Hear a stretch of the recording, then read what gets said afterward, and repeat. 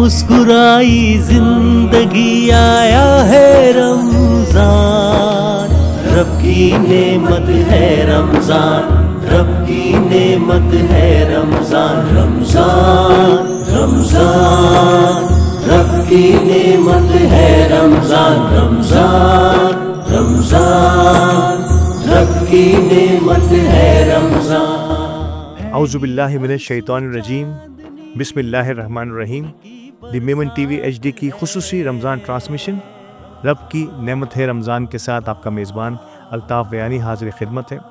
नाज़रीन कराम, हम आज की इस ट्रांसमिशन में आपको एक बार फिर खुशामदीद कहते हैं और यकीनी तौर पर आपकी खराज तहसीन को दिल की गहराइयों से कबूल करते हैं और उम्मीद करते हैं कि आइंदा आने वाले दिनों में हमारी इस ट्रांसमिशन को और बेहतर अंदाज में आप सबके सामने लेके आएंगे। नाज़रीन कराम, इस ट्रांसमिशन को आप तक पहुंचाने के लिए जिन इदारों ने, जिन लोगों ने हमारे साथ ताउन किया है, उनमें अल जदीद प्रॉपर्टीज़ पावर्ड बाय स्पॉन्सर हैं। दीगर पावर्ड बाय स्पॉन्सर्स में हमारे साथ शामिल हैं Microtech incorporation, leading IT company of Pakistan, okay state and builders, centric tower by Pak Asia group of companies, Gobis paint, Nara group, Rumi group और द डाइनर्स हैं हमारे। ये वो तमाम हमारे पावर्ड बाय स्पॉन्सर्स और को पावर्ड बाय स्पॉन्सर्स में हमारे साथ हैं skyscraper by Hunani builders and docks properties, country builders and developers और शायान बिल्डर्स एंड डेवलपर्स। ये वो तमाम लोग हैं जिनकी हमारे साथ भरपूर जो है शिरकत शामिल है। साथ ही साथ हमारे तमाम डायमंड, प्लेटिनम और गोल्ड स्पॉन्सर्स का बहुत शुक्रिया जो हमारे साथ शामिल हैं। हमारे गिफ्ट हैम्पर पार्टनर्स का भी बहुत शुक्रिया और हमारे मलबूसात के पार्टनर जे परदेसी, जमाल परदेसी का आपका बहुत शुक्रिया कि आप हमारे साथ हैं। चलिए अब चलते हैं ईमान अफरोज़ तिलावत, नात और बयान की जानिब। अऊज़ु बिल्लाहि मिनश शैतानिर रजीम,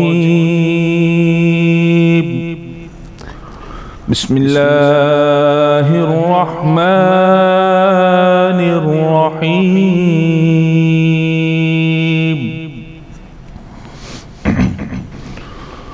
कुल हुवल्लाहु अहद, अल्लाहु समद, लम यलिद वलम यूलद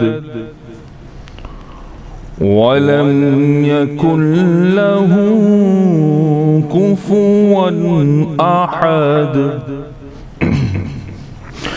बिस्मिल्लाहिर रहमानिर रहीम। कुल हुवल्लाहु अहदुल्लाहुस समद,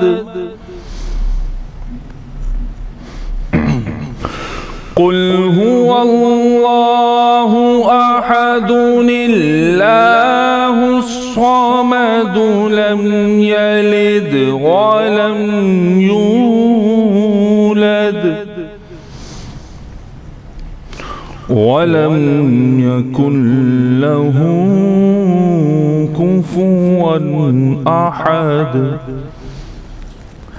आमन्तु बिल्लाहि सदक़ल्लाहुल अज़ीम। सल्ले अला नबीना, सल्ले अला मुहम्मदिन, सल्ले अला शफीना, सल्ले अला मुहम्मदिन। हम भी मदीने जाएंगे, आज नहीं तो कल सही। हम भी मदीने जाएंगे, आज नहीं तो कल सही। आका हमें बुलाएंगे, आका हमें बुलाएंगे, आज नहीं तो कल सही।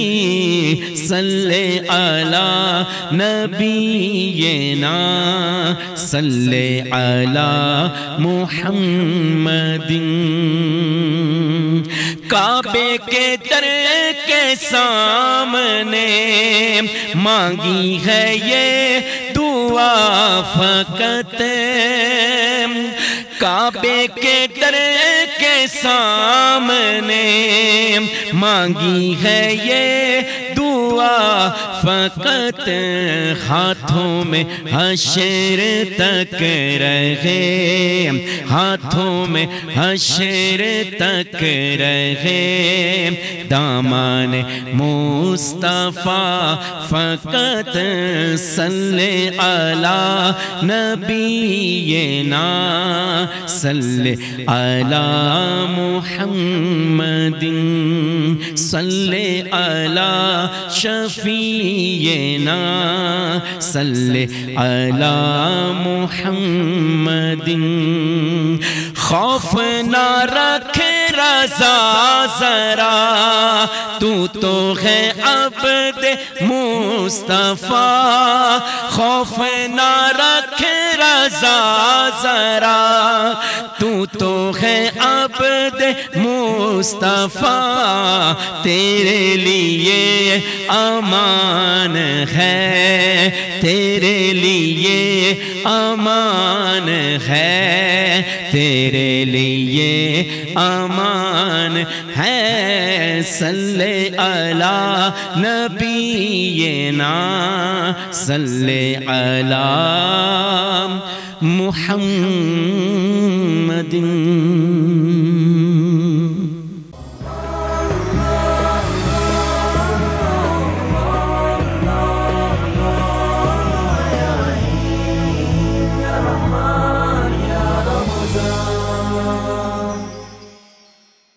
बिस्मिल्लाहिर्रहमानिर्रहीम, अल्हम्दुलिल्लाहि वकफ़ा वसलामुन अला इबादिहिल्लज़ीना इस्तफ़ा, अम्मा बअद फ़अऊज़ु बिल्लाहि मिनश्शैतानिर्रजीम, उदउ रब्बकुम तज़र्रुअन व खुफ़िया इन्नहु ला युहिब्बुल मुअतदीन, सदक़ल्लाहुल अज़ीम। अल्लाह रब्बुल इज़्ज़त कुरान मजीद में पाके हुकुम दीनी आइन ईमान वारे के पोते जे रब के आई पुकारो, दुआ मंगो, आजिज़ के साथ मंगो ने चुपके मंगो। ये अल्लाह से मंगनू, ये अल्लाह जो एतिरो वड्डो हुकुम आहे पाके कि अगर पां ना मंगजे तो अल्लाह नाराज़गी जो इज़हार करी आई, इन्नल्लज़ीना यस्तकबिरून अन इबादती सयदखुलून जहन्नम दाखिरीन।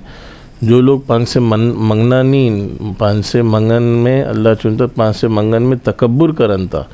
ना मंगन जो मतलब ही जाए कि पां तकब्बुर करी रहिया आहियूं, पंहिंजे मथे हालात आहिनि, पंहिंजे मथे परेशानियूं आहिनि, बीमारियूं आहिनि, दुनिया दारुल इम्तिहान आहे, दारुल असबाब आहे, तो दुआ भी हिकिड़ो सबब आहे कि पां ई सबब इख्तियार करजे पुत जे मसाइल जे हल ले।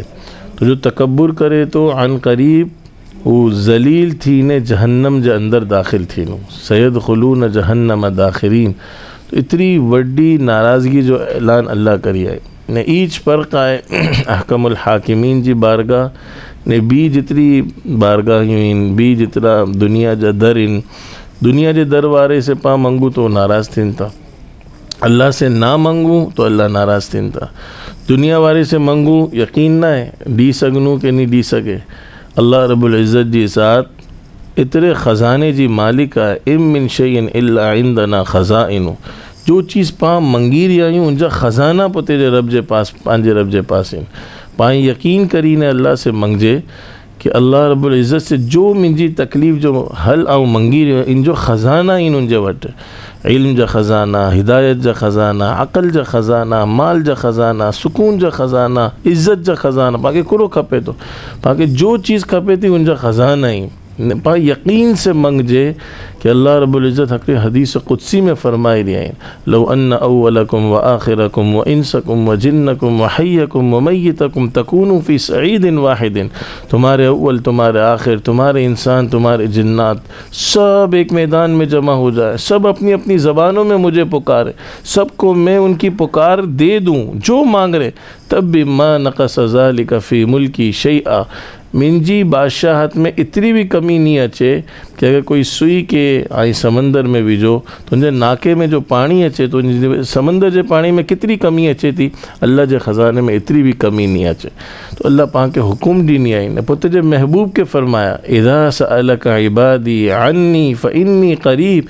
जॾहिं मुंहिंजा बंदा मुंहिंजे बारे में आई से सवाल करनि ऐं मुंहिंजो महबूब सल्लल्लाहु अलैहि वसल्लम तो आई इन के जवाब ॾी ॾियो मुंहिंजी तरफ़ से कि आऊं क़रीब ही आहियां, इंसान से करीब ही आहियां। उजीब दावत दाई इज़ा दआन, जॾहिं मूंखे पुकारे तो मुंहिंजो वादो आहे कि उनजी पुकार जो जवाब ॾियां थो। चाहिए कि मूंखे पुकारनि तो अल्लाह जी तरफ़ से जवाब ज़रूर अचे तो पा किन हाल में भी पुकारजे। हिकिड़ो शैतान भी दुआ मंगी न, अल्लाह से कुरो दुआ मंगी, जॾहिं जहन्नम में दुदकाए में उनके अची रहियो, जन्नत से निकारन में अची रहियो, तो अल्लाह रब्बुल इज़्ज़त से हिकिड़ो सवाल करी दुआ मंगी, रब्बि अंज़िरनी इला यौमि युबअसून, ए अल्लाह मूंखे क़यामत जी सुधी आई मोहलत ॾी ॾियो।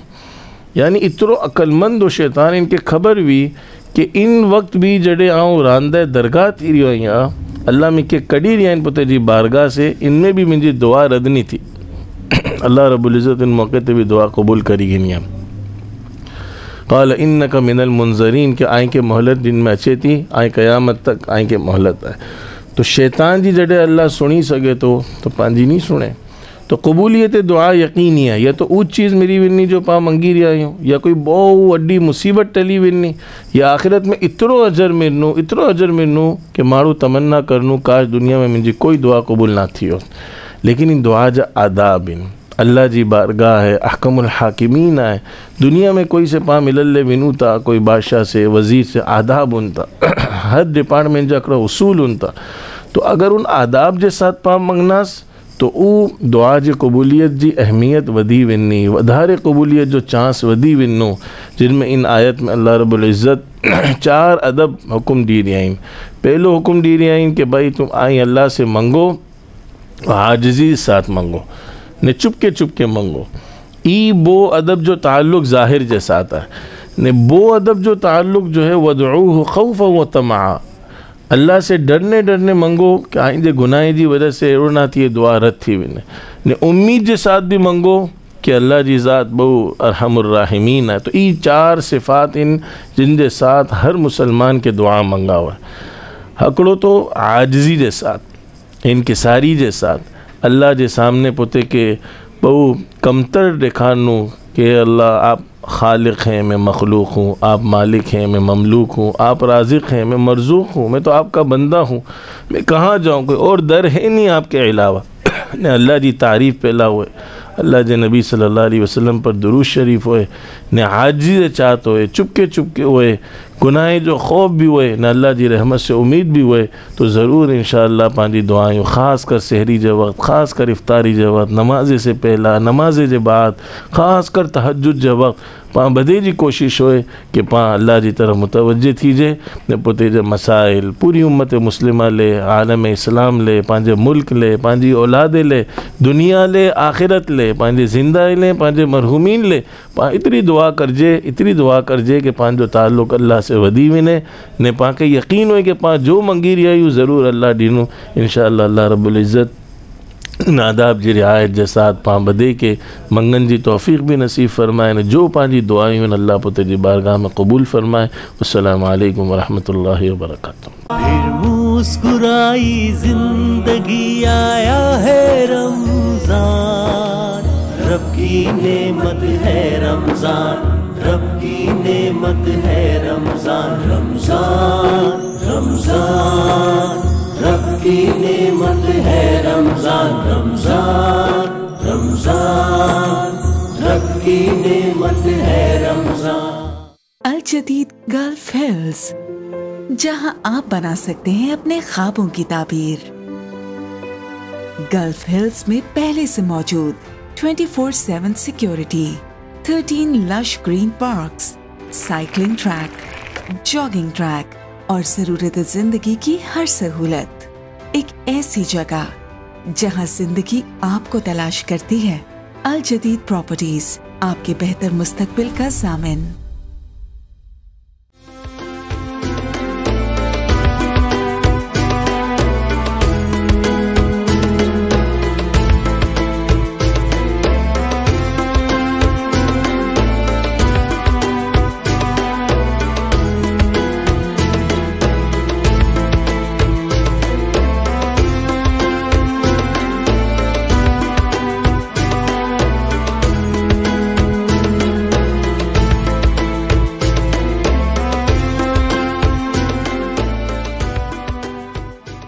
Centric Properties proudly presents the iconic Centric Tower at the prime location of Kalachi Cooperative Housing Society, presenting you an ultra-modern residential project with 2 and 3 bed stylish apartments and extra luxurious 5-bedroom duplex penthouses. At the grand reception, a sophisticated visitors lounge rich in aesthetics for your valued guests, elegant and spacious lift lobby equipped with high-tech lifts for your comfort.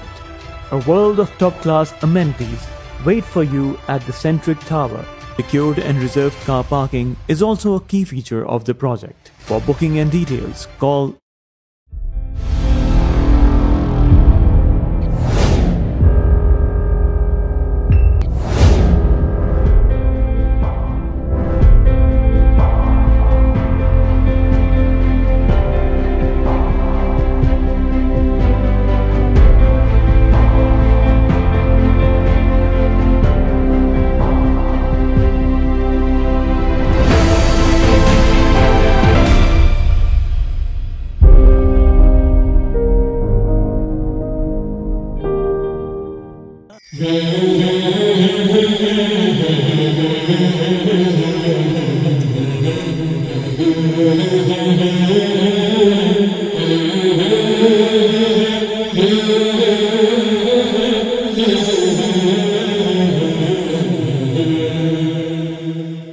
Welcome back और खुशामदीद एक बार फिर। और इंतहाई ईमान अफरोज़ बयान, तिलावत और नात के बाद अब हमारे इस सेगमेंट का आपको इंतज़ार रहता है, जिसमें हम मुलाकात कराते हैं आपकी नौजवान सितारों से, जिन्होंने न सिर्फ कम्युनिटी में, न सिर्फ सोसाइटी में, बल्कि वतन अजीज़ के लिए भी एक ब्रांड्स को न सिर्फ मुतारिफ़ कराया, बल्कि उस ब्रांड में अपनी एक मुनफरिद शनाख्त बनाई है। ऐसे यंग एंटरप्रेन्योर्स को जिन्होंने अपने फैमिली बिजनेस को, अपनी फैमिली लेगेसी को न सिर्फ आगे बढ़ाया, बल्कि बामे उरूज तक पहुँचाया और जुस्तजू रखते हैं कि इसे और बहुत आगे तक ले जाने की पूरी कोशिश करेंगे। तो ऐसे नौजवानों को हम रोल मॉडल नौजवान कहते हैं। और नौजवान सितारे की हमारी इस नशिस्त में आज इस नौजवान को हमने दावत दी है, वो उसकी पहचान सुजुकी है। यकीनी तौर पर आप और हम एक अरसे से जानते हैं सुजुकी दानिश मोटर्स, मेरा और आपका, हम सबका पसंदीदा और शायद इस पर्टिकुलर प्रोडक्ट के लिए बाएतमाद तरीन नाम सुजुकी दानिश मोटर्स।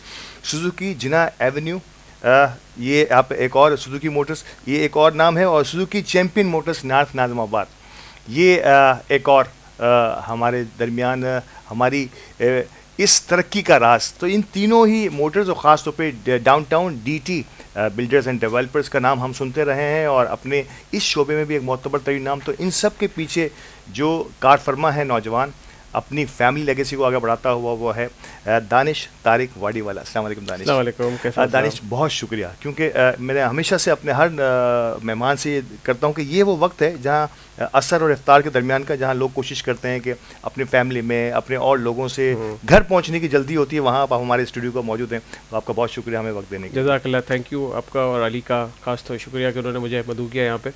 दानिश, मैं आपका तारुफ तो टूटा फूटा मैंने करा ही दिया, लेकिन सुजुकी दानिश मोटर्स मतलब नक्श हुआ है किसी के जहन में। यकीनी तौर पर आपकी इब्तिदा यहीं से हुई है। बिल्कुल। तो थोड़ा सा मैं बताना चाहूँगा कि दानिश की इब्तिदा, इससे पहले भी मैंने अपने मेहमानों से पहला सवाल यही होता कि क्या आप भी मेमन कम्युनिटी के उन नौजवानों की तरह बिज़नेस ओरिएंटेड फैमिली में आपने आंख खोली है, और यकीनी तौर पर मैट्रिक इंटर के बाद कोशिश होती है हमारे पेरेंट्स की, तो हम जो है बिज़नेस को भी साथ साथ वक्त देना शुरू है। क्या आपकी लाइफ की का स्टार्ट भी, जर्नी भी इसी तरीके से है? मैंने अपनी डीलरशिप ज्वाइन की थी 2003 में।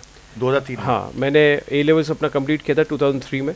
और उसके बाद से फिर वाले साहब ने कहा कि चलो A लेवल्स के बाद तो मैं कर, मुझे BBA अपना स्टार्ट करना था। तो मैंने अपना कहा था कि वक्त है मेरे पास, तो मैं क्यों ना कारोबार की तरफ देखूँ।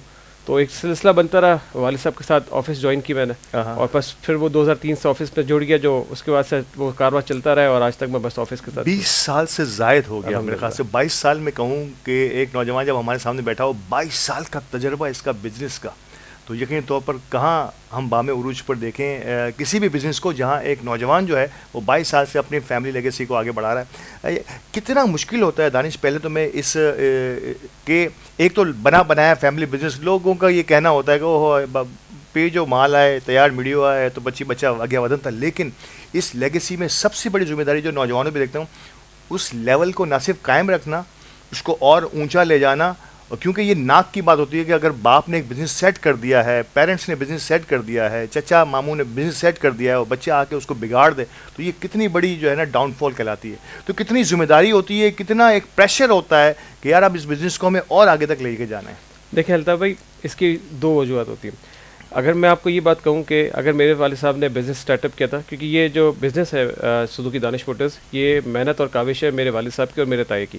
जी जी, हम दो मतलब वो दो भाई थे, उन्होंने एक बिज़नेस सेटअप किया। हमारी डीलरशिप सुजुकी की 1989 में स्टैब्लिश हुई थी, ठीक है। हमने 1989 में सुजुकी स्टार्ट किया, 2003 में मैंने ज्वाइन किया, ठीक है। मेरे से पहले मेरे बड़े भाई भी हैं। अगर हमने सुजुकी को ज्वाइन करने के साथ अगर आज सिर्फ हमारे पास सुजुकी दानिश मोटर्स ही होता तो हम ये कहते थे कि हमने अपनी लेगेसी को फॉरवर्ड नहीं किया।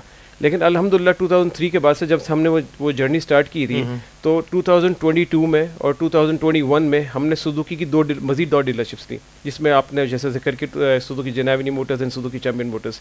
तो ये मैं आपको बताना चाह रहा हूँ कि अगर हमने वो लेगेसी को कैरी फॉरवर्ड करना था तो हमने स्टॉप नहीं किया। ये वो सुजुकी दानिश एक पौधा था जो कि मेरे वालिद साहब ने और एक मेरे ताए ने लगाया था।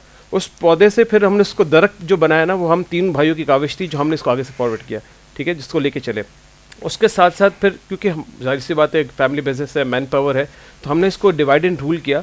उसके साथ फिर हम क्योंकि प्रॉपर्टी एंड कंस्ट्रक्शन बिजनेस में भी आए, तो उसमें जो ये था कि मेरे भाइयों ने कहा था कि यार तुम सुजुकी लुक आफ्टर करो, हम दोनों कंस्ट्रक्शन फील्ड्स देखते हैं। तो वो कंस्ट्रक्शन फील्ड्स देख रहे हैं, उसमें हमने फिर बाद में भी अल्हम्दुलिल्लाह हम रेस्टेड हैं। हमारे शहर में 2-3 प्रोजेक्ट्स भी बन चुके हैं, बैरियर टाउन में प्रोजेक्ट्स हमारे बने थे। तो उसके साथ साथ वो सफ़र चलता रहा और हम अल्हम्दुलिल्लाह मैन पावर है, तो हम जैसे मैं सारा गाड़ियों की फील्ड देखता हूँ, ऑटोज़ की सारी रिलेटेड फील्ड देखता हूँ, भाई वगैरह ये कंस्ट्रक्शन वगैरह सारे देखते हैं। तो अल्हम्दुलिल्लाह बस वो मेहनत चलती जा रही है और वो कारवा बनता जा रहा है। बहुत बहुत ही अच्छा लग रहा है मुझे आपसे बात करते हुए, क्योंकि कितना जो है वो सही जवाब जिसे कहते हैं कि सही जवाब कि अगर लेगेसी वहीं रहती, हम उसी एक शोरूम तक महदूद रहते दानिश मोटर्स तक, तो फिर तो शायद बात ही को कह सकता था कि आपने बिज़नेस को सिर्फ रन किया, इस बिज़नेस को आगे बढ़ाया। जो सुजुकी जिना एवेन्यू मोटर्स और Suzuki champion Motors north Nazimabad, ये मिसालें हैं, ज़िंदा मिसालें हैं।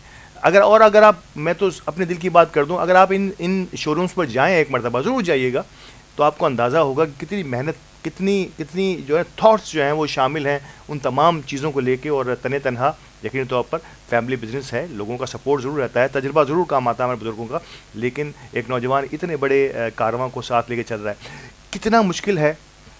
3 चीज़ें होती हैं बिज़नेस में अगर मैं समझता हूँ। एक तो कंट्रोलिंग मैनेजमेंट जिसे कहते हैं, उसमें मैं मोस्टली स्टाफ मैनेजमेंट को बड़ा जी। दूसरा, जिस कंपनी से आपका ताल्लुक़ है उसमें अपनी रिलायबिलिटी, उनके साथ ट्रस्ट वर्दी का जो लेवल है उसको कायम रखना, क्योंकि सुजुकी ब्रांड है। मतलब ये आप किसकी एक प्रोडक्ट लाते हैं तो शायद इसकी कोई प्रोडक्ट मैंने नहीं देखी ऐसी कोई प्रोडक्ट कि जो किसी वजह से फेल हुई हो या कम चली हो।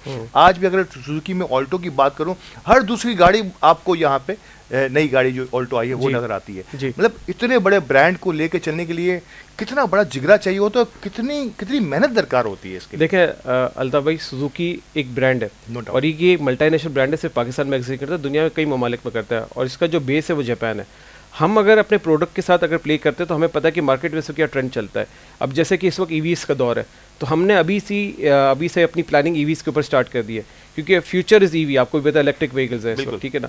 अभी रिसेंटली हम लोग चाइना का हमारा ट्रिप गया था, सुजुकी के सारे हमारे इंजीनियर्स वगैरह हम सब चाइना गए थे वहाँ पे ऑफिशियल मीटिंग्स में। तो हमने वहाँ पे ईवी की मार्केट को स्टडी किया, तो हमने देखा कि ईवी का बहुत बड़ा रुझान है, जिसमें हमारे जापानीज ऑफिशियल भी साथ थे। तो हमने ये कहा था कि भाई इस वक्त दुनिया के जो नेक्स्ट गेम चेंजर है ना, वो EV cycle, motorcycles and bike cars as well, ठीक है ना। तो हम ईवी के ऊपर आ रहे हैं। देखिए हाइब्रिड एंड माइल्ड हाइब्रिड्स के ऊपर तो सुजुकी ऑलरेडी पहले से वर्किंग कर रहा था, क्योंकि जापान हमारा बेसिकली पीछे से हमारा जो मेन हब है वो जापान है, ठीक है। वहाँ सुजुकी मोटर कॉर्पोरेशन जापान है, वहाँ से जो इस वक्त सारी माइल्ड हाइब्रिड्स एंड हाइब्रिड्स की पॉलिसीज चलती हुई आ रही है। वो गाड़ियाँ पाकिस्तान में आ भी रही हैं। वो अब जैसे आपने रिकंडीशन मार्केट्स में देखा होगा, वो बहुत बड़ा उसमें बहुत बड़ा सेगमेंट है 660 सीसी का। तो ऑल्टो इस वक्त मैं आपको ये बताता चलूँ कि इस वक्त पाकिस्तान की पूरी ऑटो इंडस्ट्री का जो शेयर जो सुजुकी के पास है, जो मार्केट शेयर है, वो 54% है। बिल्कुल। और अल्हम्दुलिल्लाह हम उसको मज़ीद मेंटेन कर रहे हैं, उसको मेंटेन कर भी रहे हैं। और हमारी टारगेट ये है कि हमें अगले 5 सालों तक उस 50% को मेंटेन रखना है, हमें वो शेयर लूज़ नहीं करना। इसलिए अगले 5 साल का प्लान रेडी सुजुकी के पास। हर साल हमारा कोई ना कोई यूनिक प्रोडक्ट हम ऐड करते जा रहे हैं अपने इसमें, क्योंकि हमारा 1000 सीसी का जो वर्जन है वो अब ऑब्सोलीट हो रहा है, वो जापान में भी नहीं है। तो हम 660 सीसी के अंदर मज़ीद एडिशंस करने के लिए जा रहे हैं। अभी रिसेंटली हमारी सुजुकी एवरी लॉन्च हुई, नेक्स्ट ईयर हमारी एक और प्रोडक्ट लाइनअप है, फिर इसके साल अगले फिर की कैरी हमारी एक और प्रोडक्ट लाइनअप है। तो ये अगली 2030 तक हमारी फिर इसकी तैयारियां मुकम्मल है, तैयारी सारी मुकम्मल है। और बस ये है और एम और फोरकास्टिंग भी ये की कि सुजुकी ने अपनी जगह और अपनी बुनियाद नहीं छोड़नी। क्या बात है, 54% का शेयर किसी भी ऑटोमोबाइल इंडस्ट्री में किसी एक कंपनी का हो जाए, यानी कि मोर देन 50%, ये बहुत बड़ी बात होती है। और ये एतमाद भी होता है और सबसे पहले अफोर्डेबिलिटी, ये बड़ा इंपॉर्टेंट है। अफोर्डेबिलिटी को कैसे देखते हैं, और सुजुकी पाकिस्तान की मजमूई मुआशी सूरत हाल, लोगों की बाइंग पावर को देखते हुए अफोर्डेबिलिटी का कितना ध्यान रखते हैं? देखें, सुजुकी की सबसे बड़ी जीत है ना, वो उसका डीलरशिप नेटवर्क है। सुजुकी का इस वक्त पैन पाकिस्तान में 131 डीलरशिप्स हैं जो पैन पाकिस्तान में, और इसके 2S के जो आउटलेट्स है ना वो कुल मिला के 30 है, यानी 160-165 के करीब पैन पाकिस्तान में कोई डीलरशिप। 2S कौन से कहते हैं सर? ये सर सेल्स एंड सर्विस, ठीक है ना। है। तो ये हमारे सारे मतलब डीलरशिप्स पैन पाकिस्तान आपको मिलेंगे, ठीक है ना। सुजुकी की जीत बेसिकली इसकी डीलरशिप है। अब ये तो आपको भी पता है कि सुजुकी की जैसे पुरानी जैसे मेहरान, बोलान, रावी, ये सारे प्रोडक्ट्स ऐसे थे खुद हमारे पास डेफिनेटली। तो ये मैं आपको बताऊं कि वो प्रोडक्ट्स थे कि अगर डीलरशिप पे भी मेंटेनेंस ना हो ना तो आपको रोड साइड मैकेनिक्स चप्पे चप्पे में मिलेंगे। लेकिन अब चूंकि टेक्नोलॉजी वास्ट हो रही है, अब सुजुकी सारे मतलब इलेक्ट्रिक इंजन वगैरह सारी जो आगे फ्यूचर की टेक्नोलॉजी आनी, तो इसके लिए डीलरशिप का रोल बहुत एक इंपॉर्टेंट है। ये सारी चीज़ें डीलरशिप पे, इसके पार्ट्स, क्योंकि हमारी लोकल प्रोडक्शंस भी यहाँ पे पाकिस्तान में हम लोकल प्रोडक्शन कर रहे हैं, तो डेफिनेटली पार्ट्स की कॉस्ट को मद्देनजर रखते हुए और उसकी क्वालिटी को सबसे ऊपर फोकस करते हुए वो चीज़ हम प्रोड्यूस करें कि जो हमें पता है कि ये सस्ता और रिलायबल है और कस्टमर की पॉकेट फ्रेंडली हो गई कस्टमर के। तो ये बड़ा अहम तरीन इंपॉर्टेंट, मैंने खुद कहा कि हाँ, हम भी सुजुकी के ही मतवाले हैं और सुजुकी को ही हमेशा एक अरसे से इस्तेमाल करते आ रहे हैं। पार्ट्स का अगर मैं किसी और गाड़ियों में, हमारे बहुत सारे दोस्तों के पास मुख्तलिफ किस्म की गाड़ियाँ होती हैं, अगर कोई चीज़ ख़राब हो जाए तो उससे सबसे पहले तो ढूंढना, अगर आपने कोई इंपोर्टेड गाड़ी रखी है, सुजुकी का पार्ट्स आपको बेहतरीन कंडीशन में एक अफोर्डेबल प्राइस में कमो बेश हर शोरूम पे, हर नॉर्मल आपके मोहल्ले की दुकान में भी अच्छी कंडीशन में मिल जाता है। तो ये एक इतना बड़ा दर्द सर है जिससे आप बचत हो जाती है आपकी सुजुकी। और सुजुकी नो डाउट पाकिस्तान का नंबर 1 ब्रांड है और वी होप सो जिस अंदाज से, जिस नेटवर्क के साथ 150 से ज़ायद, मैं कहूँगा कि अगर नेटवर्क के लोग मौजूद हों मुख्तलिफ अंदाज में सर्विसेज और डीलर्स, तो शायद किसी उस पर्टिकुलर ब्रांड को मात देना आसान नहीं होगा, बहुत मुश्किल तरीन काम होगा। वी होप सो कि ये सिलसिला इसी तरह से आगे बढ़ेगा, लेकिन हमारे इस सिलसिले को थोड़ी देर के लिए हमें रोकना है क्योंकि वक्फे के लिए मुझे कहा जा रहा है। वक्फे के बाद दोबारा हाजिर होता हूँ, दानिश से ये गुफ्तगू यहीं से शुरू करता हूँ।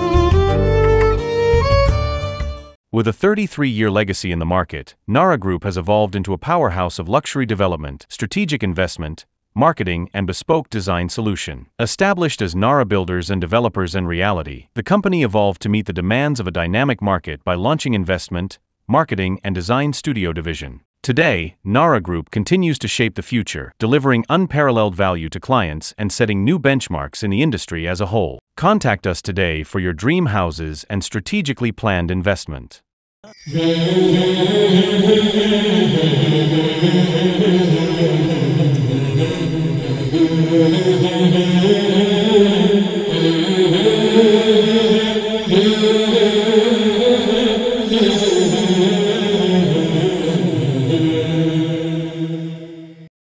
वेलकम बैक नाजरीन, और प्रोग्राम के इस हिस्से में मैं आपको फिर वेलकम करता हूं। हमारा सेगमेंट नौजवान सितारे, और हमारे साथ मौजूद हैं दानिश तारिक वाडीवाला साहब, जो सुजुकी दानिश मोटर्स के इन्हीं के नाम से मौसूम है, और यकीन तौर पर सुजुकी जिना एवेन्यू मोटर्स और Suzuki champion Motors north Nazimabad के ओनर भी हैं। दानिश, कारों में मैंने इससे पहले भी कहा कि बीट करना सुजुकी को बहुत मुश्किल है, और बड़ी मेहनत की हुई है सुजुकी ने, और इवन इनके डीलर्स ने बहुत मेहनत की है और अपना एक ब्रांड, अपना एक नाम बनाया है। तो किसी भी, मैंने कहा कि ऑटोमोबाइल इंडस्ट्री में 50% से ज़ायद का किसी एक ही कंपनी का शेयर हो तो ये बहुत बड़ा नाम होता है। अब थोड़ा सा बाइक की तरफ आते हैं। बाइक में कई ऐसे ब्रांड्स हैं ऑलरेडी यहाँ पर बड़े मुस्तहकम है पाकिस्तान में, इसके बाद भी चाइनीज़ ब्रांड्स आना शुरू हुए तो वो भी बड़े पॉपुलर हैं। लेकिन सुजुकी ने अपना एक मयार ना सिर्फ बरकरार रखा है बल्कि अब इसको बाकायदा, मैं समझता हूँ कि मुझे ऐसा लगता है कि पिछले चंद सालों में 8-10 सालों में इसको ज़्यादा फोकस किया है। और मैं देख रहा हूँ कि सुजुकी की मोटरसाइकिल अब बहुत ज़्यादा पहले के मुकाबले में नज़र आना शुरू हुई हैं। सबसे पहले तो ये एक सोच किस तरह से डेवलप हुई, और फिर अब सुजुकी की इन बाइक्स को आप बाकी जो ब्रांड्स थे, ख़ास तौर पे इंटरनेशनल ब्रांड्स थे, बाहर से आने वाले लाहौर के, जापान के ब्रांड्स थे, उनको आप इनसे कैसे कंपेयर करते हैं? देखिए, सुजुकी बाइक्स के लिए कोई नया नाम नहीं है। सुजुकी का बाइक्स अगर आप देखें ना तो इसकी जो हैवी बाइक्स है ना सुजुकी के, आपने हायाबुसा नाम सुना होगा, मतलब वो बहुत बड़ा नाम है, वो तो दुनिया की फास्टेस्ट बाइक रह चुकी है। तो मोटरसाइकिल का बिजनेस सुजुकी में आया ज़रूर है, लेट आया, लेकिन अभी भी बहुत बड़ी इसने अपनी पहचान बनाई है। खास तौर पे जो सुजुकी की जो रिलायबिलिटी एंड क्वालिटी ना मोटरसाइकिल्स को लेके, क्योंकि मेजॉरिटी इसके जो पार्ट्स हैं वो इस वक्त हम बाहर से इंपोर्ट कर रहे हैं, उसको हम लोकलाइज यहाँ पे अपना प्रोडक्शन कर रहे हैं, प्रोड्यूस कर रहे हैं और असेंबल करके हम इसको मार्केट में सेल कर रहे हैं। अच्छा, इसमें एक चीज़ मैं और आपका एडिशन करता चलूँ, अगर ये लोग समझते हैं कि सुजुकी की बाइक महंगी है तो उनके लिए एक बहुत ही इंपॉर्टेंट एक पेशकश ये है कि सुजुकी 0% मार्केट के ऊपर 18 महीने की इंस्टॉलमेंट पे मोटरसाइकिल्स भी देता है। जैसे कि हमारी सुजुकी चैंपियन मोटर्स की हमारा एक फ्रेंचाइज आउटलेट भी है, आपने विदाउट पेइंग एनी मार्कअप आपको 0% मार्कअप के ऊपर 18 महीने की इंस्टॉलमेंट पे सिर्फ 20% डाउन पेमेंट जमा करानी है, और जो प्राइस कैश की प्राइस है उसी प्राइस पे आपको मोटरसाइकिल 18 महीने की। यहाँ मैं 1 मिनट के लिए जरूर रोकूंगा उन तमाम दोस्तों से जो इस दफ़ा इन्होंने प्लान किया है कि आप बाइक यार रमज़ान के बाद चेंज कर लेनी है, तो अब रमज़ान के बाद का इंतज़ार मत करें, बैंकों की तरफ भी मत जाए। मैं क्लियरली कह रहा हूँ आपसे, अब आप सुजुकी के outlet champion Motors north Nazimabad जाइए और वहाँ जाकर 18 महीने की किस्तों में 18 महीने की किस्तें और बिना किसी मार्केट पे, यानी कि मार्केट की कैश की जो प्राइस है उस प्राइस पे आपको 18 महीनों में तोड़ दिया जाएगा। आपकी रकम को 20% आपने एडवांस पेमेंट, डाउन पेमेंट देनी होती है, और यकीनी तौर पर जो इसमें इंश्योरेंस के कुछ चार्जेस होंगे, रजिस्ट्रेशन के होंगे, वो इसमें ऐड होंगे।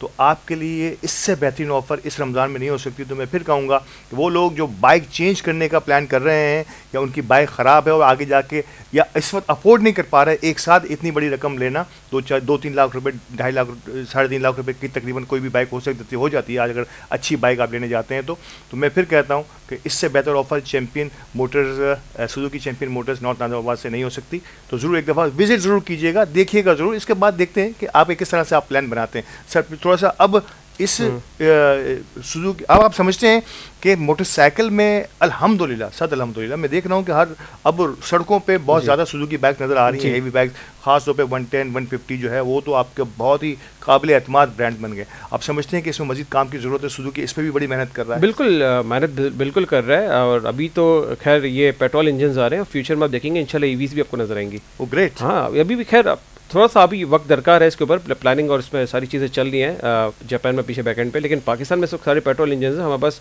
110 सीसी भी है और 110 भी है और 150 सीसी में हमारे पास आपको हमारी अच्छी रेंज मिलेगी मोटरसाइकिल्स की विद ड्यूरेबिलिटी, और उसके बाद भी मैं आपको बताऊँगा वारंटी भी है।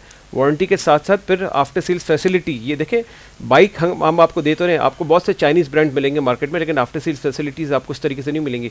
आपको रोड साइड मैकेनिक्स के पास जाना पड़ेगा, ठीक है ना, और ड्यूरेबिलिटी एंड लॉन्ग लास्टिंग भी नहीं मिलेगी। हम आपको बाइक विद वारंटीज़ एंड इसके बाद आपको आफ्टर सेल्स फैसिलिटीज़ के साथ प्रोवाइड करते हैं। तो हमारी जो डीलरशिप्स हैं वो मोटरसाइकिल के आउटलेट्स भी हैं, तो अगर आप हमसे मोटरसाइकिल लेते हैं तो आप इजीली हमसे मेंटेन भी करा सकते हैं। आपको हम ये नहीं कहेंगे कि यार ये बाइक लेके तुम फलानी बंदे के पास चले जाओ, मार्केट में चले जाओ, वहाँ जाके मेंटेन करना, ही ऐसा नहीं होगा। अगर हमने आपको एक चीज़ बेची है तो आफ्टर सेल्स फैसिलिटी एक इंपॉर्टेंट चीज़ है जो हम आपको प्रोवाइड ज़रूर करेंगे।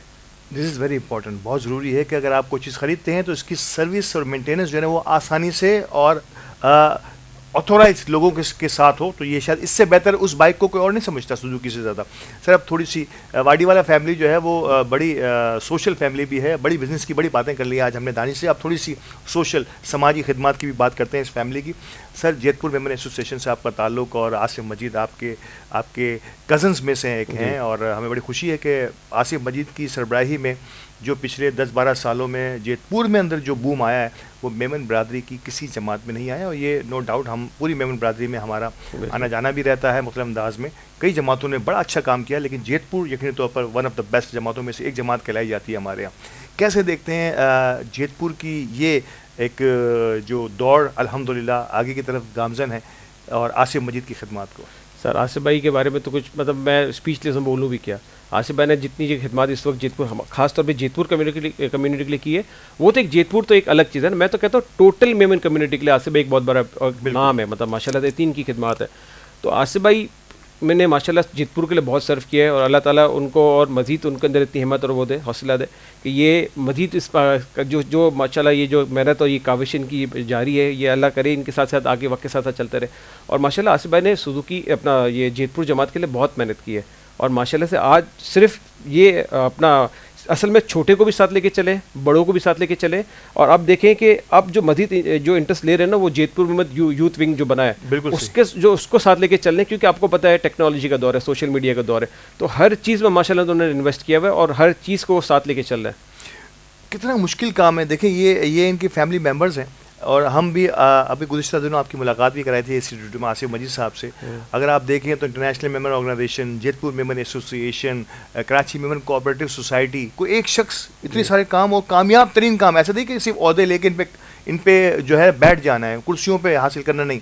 इसके बाद इनका अपना अल जदीद प्रॉपर्टीज़, बहुत बड़ा नाम, आए और छा गए जिसे हम कहते हैं। एडवांस टेलीकॉम की दुनिया का एक मोतबर तरीन नाम, मतलब आप यू नेम इट ना, जहाँ जहाँ भी आसिफ मजीद साहब ने अपने कदम रखे हैं, कामयाबियों के उरूज तक पहुँचा है, सिर्फ और सिर्फ उस नेक नीयत के साथ जिसका जिक्र जो है वो दानिश कर रहे थे कि ना दिन देखते हैं ना रात देखते हैं, और दिन रात किसी न किसी अंदाज से सिर्फ जेतपुर कम्युनिटी नहीं, पूरी मेमन कम्युनिटी बल्कि पूरी सोसाइटी की बेहतरी के लिए कुछ ना कुछ करते रहते हैं। दानिश, एजुकेशन पे बड़ा फोकस किया है। मैं ख़ास तौर पे मैं वर्ल्ड मेमन की हायर एजुकेशन कमेटी को देखता हूँ, तो मैंने दीगर तमाम जमातों को और स्पेशली जेतपुर को भी मैंने ऑब्ज़र्व किया कि जेतपुर मेमन एसोसिएशन का बच्चा अगर हायर एजुकेशन की तरफ जा सकता तो कोई हुज्जत नहीं है उसे। आप सिर्फ पढ़ने की लगन पैदा कीजिए, बताइए किस यूनिवर्सिटी में पढ़ना है आपने, उसके लिए तमाम दरवाजे खुले।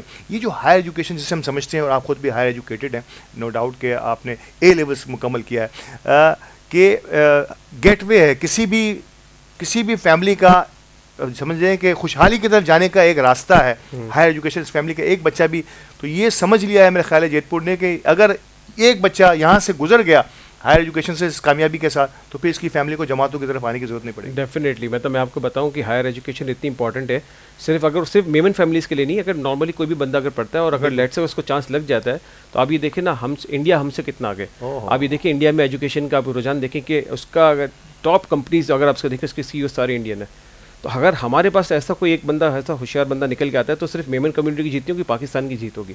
वो उसको हायर एजुकेशन, और अगर वो लेट से बाहर मुल्क से बाहर पढ़ने के लिए जाता है, और अगर उसको लेट से कोई बहुत बड़े इदारे में, बहुत बड़े रेप्यूटेड इदारे में, गूगल में या जिस तरीके से इसको जॉब्स मिलती हैं वहाँ पे, जैसे उनको मिला, बहुत सारे हैं, अगर हमारा कोई CEO वहाँ पे पाकिस्तानी लग जाए, तो ये सोचे पाकिस्तान की कितनी बड़ी जीत होगी। ख्वाहिश है हमारी कि पाकिस्तान भी इस तरीके से, ख़ुसूसन IT के शोबे में, दुनिया IT ये वाहिद चीज़ है IT जहां आपका कोई रॉ मटेरियल खर्च नहीं होता। आपने सिर्फ बंदे के ब्रेन से काम लेना है, उसे यहाँ पे ट्रेन करना है, दुनिया में इसकी बनाई हुई सॉफ्टवेयर्स को डेवलप किए हुए सॉफ्टवेयर्स को आगे ले जाना है और पैसे कमाने हैं, वो भी फ़ॉरेन करेंसी की सूरत में। पाकिस्तान की ओवरऑल मजमूई मुआशी सूरत हाल पर हमेशा से क्वेश्चन मार्क रहता है। नो डाउट कोशिशें हर हुकूमत करती है, लेकिन वेरी अनफॉर्चुनेट कि शायद वो सही डायरेक्शन में नहीं होती, या फिर शायद हम अवाम उसको सही तरीके से देख नहीं पा रहे होते। कैसे देख रहे हैं आप? समझते हैं कि पाकिस्तान में और बेहतरी की गुंजाइश कई जगहों पर है, कई ऐसे एवेन्यूज़ में है, खुद ऑटोमोबाइल इंडस्ट्री में कितनी मज़ीद गुंजाइश मौजूद है? देखिए, मैं अगर अपनी फील्ड से हवाले से आपको बात करूँ ना, अगर मैं ऑटोज़ की बात करता हूँ, हमारे लिए एक पॉजिटिव साइन हमें नज़र आ रही है। बिल्कुल, क्योंकि पिछले 2-3 साल से अगर हम देख रहे हैं ना, तो एक जो स्लम्प आया था ना कोविड के बाद से, जो कोविड के बाद स्लम्प आया था, फिर एक बहुत ऊपर ये ग्रोथ का मिला था, क्योंकि सीधी बात है मार्केट रेट वगैरह नीचे था, फिर दोबारा पाकिस्तान के हालात ख़राब हुए, मार्केट रेट से ऊपर आगे तकरीबन 22-23% तक पहुँच गए थे। अब चूँकि वो नीचे आ रहा है, तो हमें लगता है कि positive sign and positive hopes for the auto industry हमें लग रहा है। क्योंकि अगर मैं आपको अपनी मिसाल दूँ, सुजुकी मुश्किल से 40,000 गाड़ी बेची थी 2023 में, क्योंकि आपको पता था कि प्रोडक्शन सप्लाईज के कॉन्सेंट जो मसले मसाले थे वहाँ पे। अब चूँकि हमारा इस साल जो हमारा जो प्लान था ना, वो तकरीबन 80,000 प्लस गाड़ियों का है, और अल्हम्दुलिल्लाह हमने तकरीबन हम टारगेट से 3 या 4 हज़ार गाड़ी शॉर्ट है बस। तो ये सोचे कि 50% का ग्रोथ है इस साल, और नेक्स्ट ईयर भी इंशाल्लाह हम मजीद इसको 10 या 15% मजीद ग्रोथ की तरफ जा रहे हैं। ग्रुप की बात कर रहे हैं। अगर मैं आपको माशी हालत के हवाले से ये जवाब इसलिए दे रहा हूँ कि अगर मैं ऑटो से रिलेटेड बात कर रहा हूँ तो इससे अगर आपको मुल्क का अंदाजा लगा सकते हैं कि अगर मुल्क का काइबोर नीचे आ रहा है, अगर काइबोर नीचे आ रहा है तो डेफिनेटली इकोनॉमी स्ट्रांग हो रही है, इकोनॉमी स्ट्रांग होती है। और फ्यूचर में क्योंकि डॉलर भी एक स्टेबिलिटी की तरफ है, तो मुझे लगता है कि फ्यूचर साइंस हेल्दी है। नो डाउट, उम्मीद पे हम सब जिंदा हैं और हम पाकिस्तान के लिए हमेशा अच्छी उम्मीद रखते हैं कि इसी तरीके से आगे बढ़े। एक सवाल जब आप मुझे पता चला था कि आप हमारे प्रोग्राम कैसा बने तो मेरे जहन में बार बार आ रहा है, सुजुकी ऑल्टो जब से बनी आई है ये नए शेप के साथ और अब तक ये नए मॉडल्स के साथ मिला के कितनी होंगी, कितनी बन चुकी होंगी और पाकिस्तान की सड़कों पर दौड़ रही है। हर दूसरी गाड़ी मुझे ये नज़र आ रही है सर, बल्कि अब तो दूसरी को गाड़ी नज़र ही नहीं आती। 2019 में हमने सुजुकी ऑल्टो लॉन्च की थी, ये वाली ऑल्टो, और मेरे हिसाब से अभी तक ये लाख से ऊपर पहुंच गई इनकी। 1 लाख गाड़ियाँ बन चुकी हैं उसकी, 1 लाख गाड़ियाँ सड़कों पर हैं। किसी एक तरीके की, एक तरह की यकीनी तौर पर हर साल इसमें जो है एडवांसमेंट ज़रूर आती है, लेकिन अगर आप देखते हैं तो एक मॉडल की, एक अंदाज की गाड़ियाँ कुछ पिछले चंद सालों में जो है 1 लाख से ज़्यादा आपकी सड़कों पर हैं। ये किसी भी ब्रांड का बहुत बड़ा जो है वो कंट्रीब्यूशन होता है उस मुल्क की मईशत में। ब्रांड जिस तरह से सुजुकी है, एक ब्रांड दी मेमन टीवी एचडीपी है, और आपकी तो हमेशा हम सरपरस्ती हमें हासिल रहती है क्योंकि ये जैतपुर का ब्रांड है, हम इसे कहते हैं मजाकन। हमारा अली तो खैर पूरी मेमन कम्युनिटी नहीं बल्कि पूरी बिजनेस कम्युनिटी को जो है वो सपोर्ट कर ही रहा है, और हमें भी इतनी सपोर्ट, इतनी मोहब्बत हमें मिलती रही हमेशा से। कैसे देखते हैं अली की इन कोशिशों को? आप इससे पहले भी आते रहे हैं, हमारे इस स्टूडियो का हिस्सा बनते रहे हैं, कि हमारा ये जर्नी, अली की वो जर्नी और दी मेमन टीवी की ये जर्नी। मैं आपको बताऊं, जैसे सुजुकी की लेगेसी है ना, ऐसे अली ने भी अपनी एक लेगेसी बना ली है। मेमन टीवी से अच्छा प्लेटफॉर्म अली, अगर अली नहीं होता और मेमन टीवी होता और अली नहीं होता तो मैं समझता हूँ ये यूजलेस था। जिस तरीके इसमें मेमन टीवी को उठाने के लिए सबसे मेहनत इस वक्त अली की है, और माशाल्लाह से मेमन टीवी एक ऐसा ब्रांड और एक ऐसा इदारा बन चुका है कि आपको हर दूसरे, अगर मैं जैसे घर में बैठ के अगर स्क्रॉलिंग भी करता हूँ तो मैंने मेमन टीवी लाइक और सब्सक्राइब किया हुआ है, तो सबसे पहले इसकी सारी न्यूज़ और इसकी वो चैनल्स की सारी अपडेट आती है। तो हर घर की इस वक्त पहचान मेमन टीवी बन चुका है हमारे दौर में। मतलब मैं अपने घर की तो बात कर रहा हूँ, उसमें फिर आपका भी हिस्सा है, अली की बहुत मेहनत है माशाल्लाह से, हर जगह इस वक्त अली छा गया है। क्या बात है, और यही हमारी कोशिश भी है कि हम आपके घरों तक पहुँचे और घरों के ज़रिए आपके दिलों तक पहुँचे कि मेमन टीवी ना सिर्फ ये कि कम्युनिटी का ये टीवी है, बल्कि अब हमने ताजिर बरादरी को जो है हमारी बिज़नेस कम्युनिटी को जो है ना अपना तुरा इम्तियाज़ समझा है, और कोशिश ये कि हम हुकूमती और सरकारी सतह पर भी पजीराई हासिल हो और हम वहाँ भी जाकर मेमन टीवी को और मेमन कम्युनिटी को रोशनास कराएँ। नाज़रीन, वक्त बहुत कम लगा मुझे आज दानिश से बात करते हुए हमारी आज की नशिश का, लेकिन इंशाल्लाह अगले किसी प्रोग्राम में दोबारा मुलाकात होगी इनसे। इस सेगमेंट में हमें इजाज़त दीजिए क्योंकि हमारा किचन हो रहा है तैयार, और अब किचन की तैयारियों के साथ देखते हैं कि क्या बनने वाला है आज की हमारी इस किचन की रमज़ान दस्तरखान में। तो आइए चलते हैं किचन की तरफ।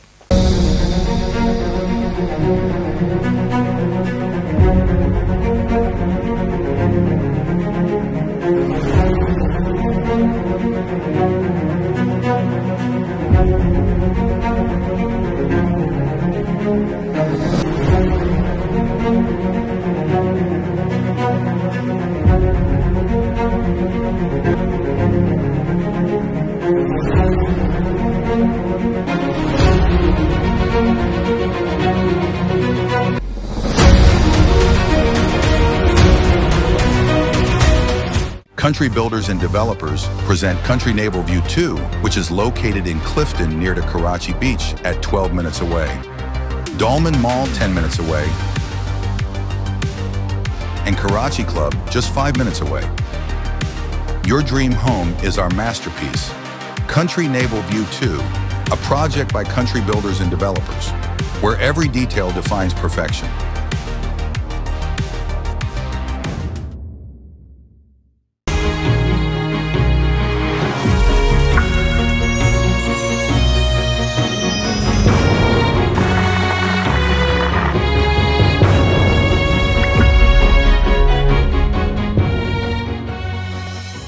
आपकी कुकिंग की तरह अजवा है यूनिक। अजवा कुकिंग ऑयल और बनस्पति। अस्सलाम वालेकुम नाजरीन, दी मेमन टीवी एचडी की स्पेशल ट्रांसमिशन रब की रहमत है रमजान के कुकिंग सेगमेंट रमजान दस्तरखान में मैं हूं आपकी होस्ट शेफ सफा काशिफ, और हम आपको बताएंगे कुछ अच्छी और मज़ेदार सी रेसिपीज़। तो आइए अपनी रेसिपी को शुरू करते हैं। आज जो रेसिपी मैं आपको बताने वाली हूँ वो है पोटैटो पॉप्स और स्ट्रॉबेरी डिलाइट, क्योंकि हम चाहते हैं कि रमज़ान मुबारक के मखसूस अयाम में आप इबादत में ज़्यादा फोकस कर सकें और थोड़ा सा हमारी जो खातून खाना है घरों के अंदर, उनको जो है वो थोड़ा सा किचन में ऐसी रेसिपीज़ हो उनके पास जो वो झटपट तैयार बना सकें और अपनी इबादत पे फोकस कर सकें। तो चलिए बिस्मिल्लाहिर्रहमानिर्रहीम। आज की हमारी रेसिपी पोटैटो पॉप्स के लिए हमें चाहिए बॉइल्ड आलू, वाइट सॉस, कॉर्नफ्लावर, कुटी काली मिर्च, हरा धनिया, कुटी लाल मिर्च और ब्रेड क्रम्स। ठीक है, बहुत कम इंग्रेडिएंट्स हम इसमें इस्तेमाल करेंगे और झटपट से एक मज़ेदार रेसिपी बनाएंगे। सबसे पहले हमने जो आलू बॉईल करके रखे थे उसे हम मैश कर लेंगे with the help of masher.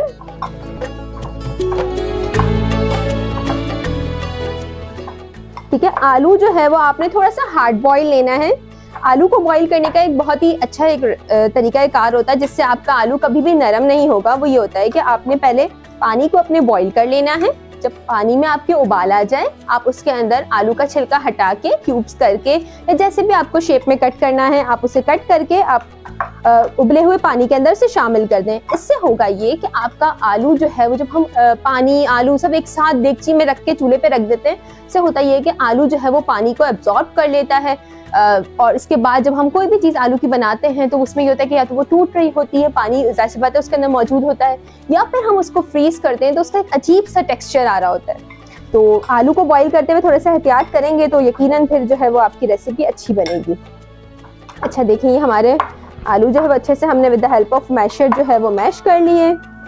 अब इसके अंदर जिन अज्जा की ज़रूरत है वो मैं शामिल करूँगी, जिसके लिए मुझे चाहिए कुटी काली मिर्च। ठीक है, हाफ टी स्पून मैंने इसमें शामिल की है।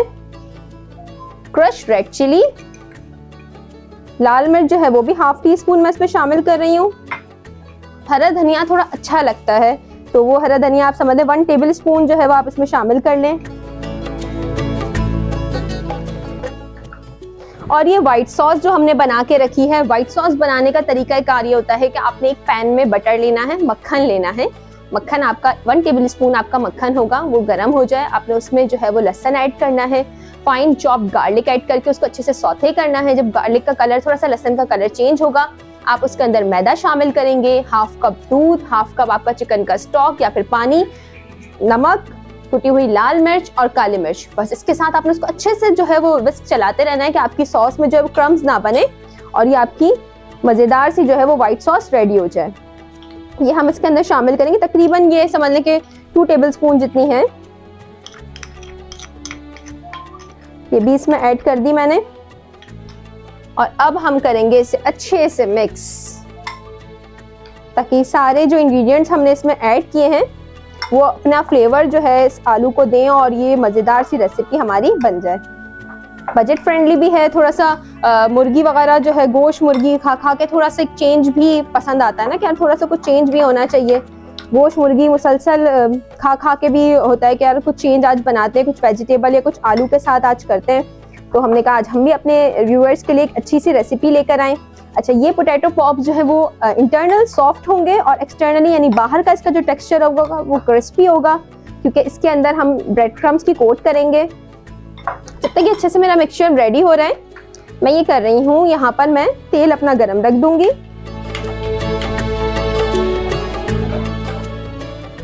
हमने अपने पैन में शामिल किया है हमारा अजवा कुकिंग ऑयल। ठीक है, अजवा कुकिंग ऑयल हमने अपने पैन में शामिल कर दिया और इसे गरम करने के लिए रख दिया। जब तक ये गरम हो रहा है, हम वापस अपनी मिक्सचर की तरफ आ जाते हैं, इसे अच्छे से मिक्स करेंगे।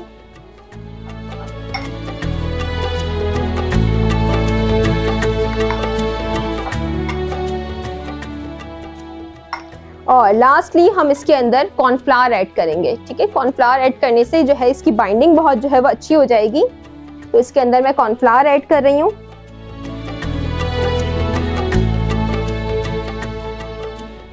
वन टेबल स्पून अप्रॉक्स आप समझ लें मैंने इसमें ऐड कर लिया और इसे अच्छा सा गुड मिक्स करेंगे with the help of hand. हाथों की मदद से आपने अच्छे से मिक्स कर लेना है, ताकि जो है वो इसका जायका जब आप हाथों से करेंगे तो वो अच्छे से जाहिर सी बात है मिक्स हो जाएगा। छोटे छोटे से इसके बॉल्स बनाएंगे, डिपेंड करता है आपको किस तरीके के शेप देना हो। हम पोटैटो पॉप्स बना रहे हैं तो इसको थोड़ा सा हम शेप जो है इसका राउंड में रखेंगे। ठीक है, राउंड से ये हमारे बॉल बन गए। इसको हमने किया ब्रेड क्रम्स में कोट। ठीक है, इस तरीके से आपने इसे ब्रेड क्रम्स में कोट कर लेना है और ऑयल चेक कर लेंगे अगर ऑयल हमारा गर्म हो गया है तो गर्म तेल के अंदर आप इसको शामिल करेंगे, ठंडे तेल में बिल्कुल भी शामिल मत कीजिएगा। अच्छे से ही कोट हो गया और इसे गर्म तेल में हमने इस तरीके से शामिल कर दिया। और इसी तरीके से हम बनाते हैं।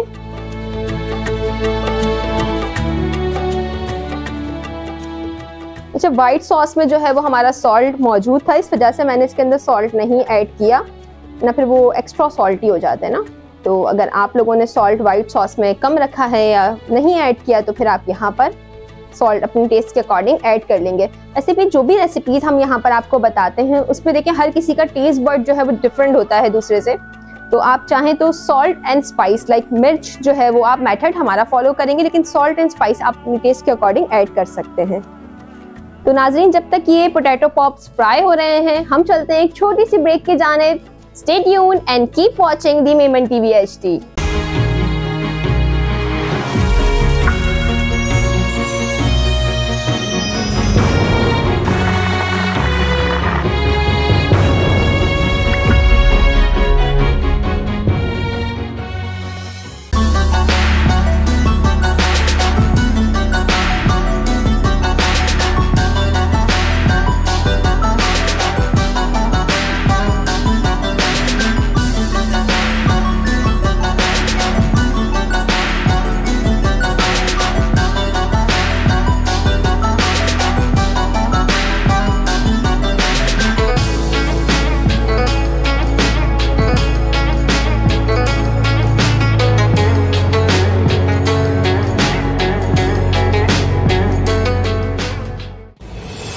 अल्हम्दुलिल्लाह, थारा ग्रुप ने निभाया अपना वादा। विक्टोरिया रेजिडेंसी डिजाइनर प्रोजेक्ट में आगाज हो चुका है तेज रफ्तार और आला मेयारी तामीराती कामों का आगाज, ताकि आपको मिल सके अपने खूबसूरत अपार्टमेंट का वक्त पर कब्जा। Victoria residency designer project millennium mall से 2 मिनट और नेशनल स्टेडियम से 4 मिनट की ड्राइव पर कोलाची कोऑपरेटिव हाउसिंग सोसाइटी में 4, 5 और 6 रूम्स के ultra luxury apartment are trusted project of Thara group. Phone 0311 116648। Sumsum Group presents Sumsum Grand 2, 4-sided corner project with view of road facing, a top priority and a golden opportunity for growth with double height showrooms. The project's modern and elegant design, spacious and well-lit spaces, and state-of-the-art facilities are ready to take your quality business to new heights. This is a place where the combination of business and quality will lead you to success in every way. Sumsum Group, a name of trust.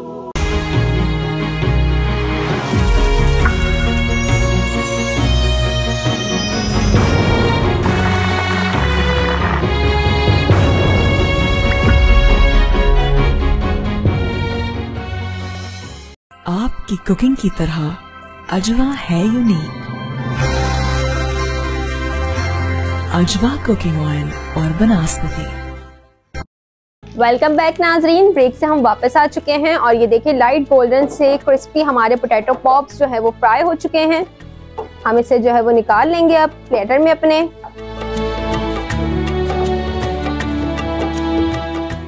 ठीक है, stove कर दिया हमने बंद, चूल्हा बंद करके हम इसे 1 बाय 1 निकाल लेंगे अपनी प्लेट में।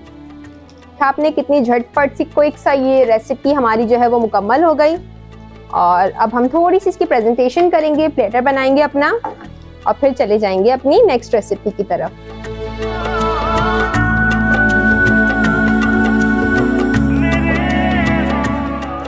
जैसा मैंने आपको बताया था कि ये बाहर से क्रिस्पी होंगे और अंदर से ये सॉफ्ट बनेंगे। थोड़ा सा सलाद पत्ता,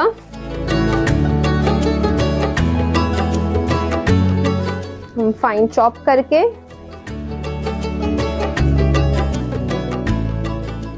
प्रेजेंटेशन भी तो थोड़ी सी मस्ट है ना भाई, प्रेजेंटेशन के बगैर जो है वो आपकी डिश इनकम्प्लीट रहेगी। हम थोड़ी सी प्रेजेंटेशन कर देंगे।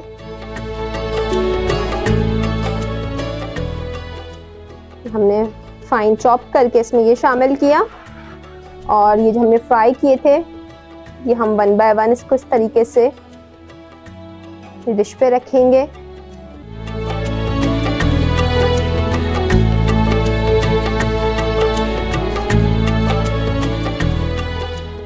जितनी स्पेस होगी इतने ही, और टूथपिक्स इसके ऊपर लगा देंगे। ठीक है, ये हमारा एक मज़ेदार सा एपेटाइजर कह लें, स्नैक कह लें, रेडी हो गया। होप सो आपको हमारी ये रेसिपी अच्छी लग रही होगी। अपने कमेंट्स के थ्रू ज़रूर बताइएगा कि आपको हमारी रेसिपी कैसी लगी। Now move towards our next recipe.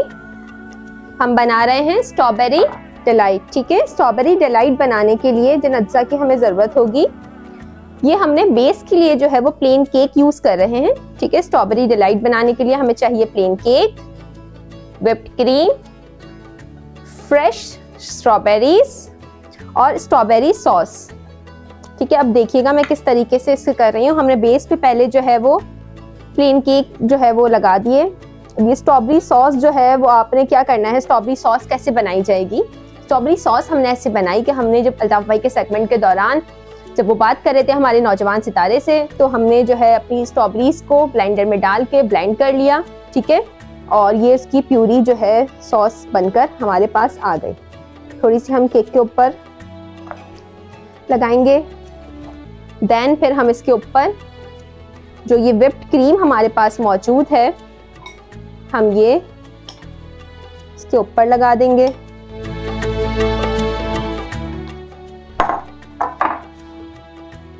थोड़ा सा इसे सेट कर लेंगे इस तरह से कि केक भी नजर आए और हमारी क्रीम भी बन जाए।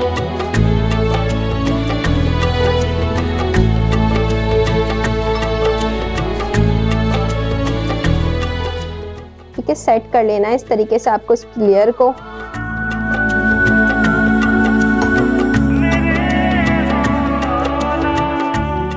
अच्छे से इसे केक को जो है कवर कर लेना है।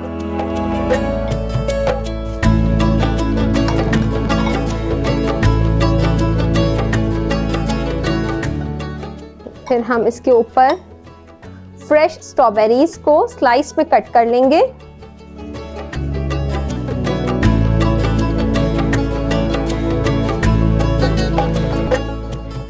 स्ट्रॉबेरीज इन अ सीजन है, तो हमने कहा कि चले हम आपको स्ट्रॉबेरी के साथ एक डेजर्ट बनाना सिखाते हैं।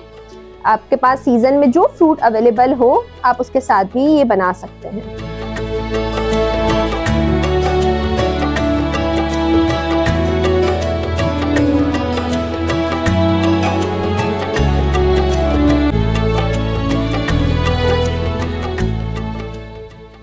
कॉर लेंगे और इसी तरीके से हम इसके स्लाइस कट करेंगे।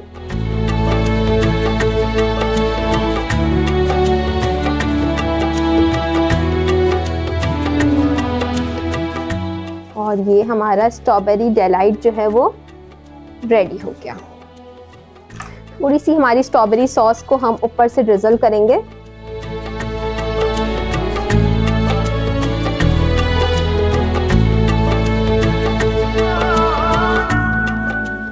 ठीक है, और ये हमारी क्विक सी रेसिपी एक और हमने आपके साथ जो है वो जल्दी से बना ली। हमारा स्ट्रॉबेरी डिलाइट भी रेडी है और हमारे पोटैटो पॉप्स भी रेडी हैं। ये देखिए, होप सो आपको आज की हमारी दोनों रेसिपीज अच्छी लगी होंगी। अपने कमेंट्स के जरिए हमें ज़रूर बताइएगा, और अगर कोई रेसिपी आप चाहते हैं जो हम आपको यहाँ पर बनाना बताएं तो वो भी हमें ज़रूर अपने कमेंट्स के थ्रू बताइएगा। अपना बहुत ख्याल रखिएगा, हमें अपनी दुआओं में बिलखुसूस याद रखिएगा। अल्लाह हाफ़िज़। फिर मुस्कुराई जिंदगी, आया है रमजान। रब की नेमत है रमजान, रब की नेमत है रमजान, रमजान रमजान, रब की नेमत है रमजान, रमजान रमजान, रब की नेमत है रमजान। अल जदीद गल्फ हिल्स, जहां आप बना सकते हैं अपने ख्वाबों की ताबीर। गल्फ हिल्स में पहले से मौजूद 24/7 security, 13 lush green parks, cycling track, jogging track और जरूरत जिंदगी की हर सहूलत। एक ऐसी जगह जहां जिंदगी आपको तलाश करती है। अल जदीद प्रॉपर्टीज, आपके बेहतर मुस्तकबिल का ज़ामिन।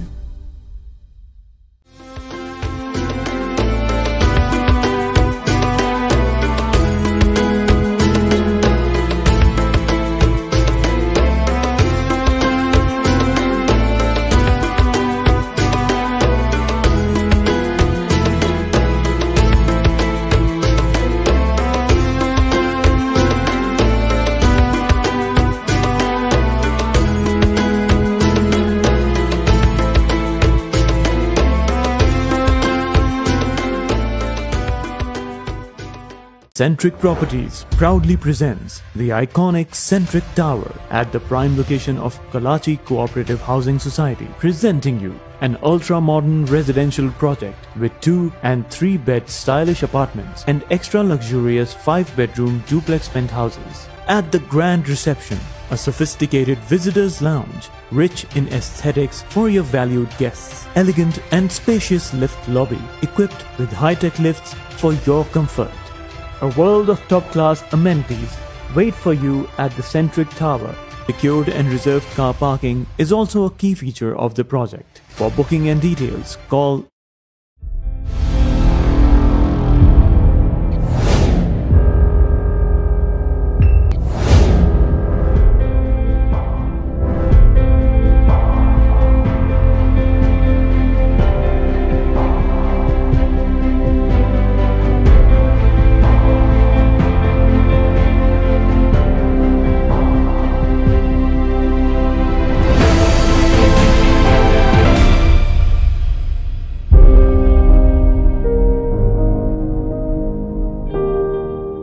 रब के मेहमान, तुझसे बख्शिश का है सामान। माहे रमजान, रमजान आया, रमजान आया, रमजान आया, रमजान आया, रमजान आया, रमजान आया।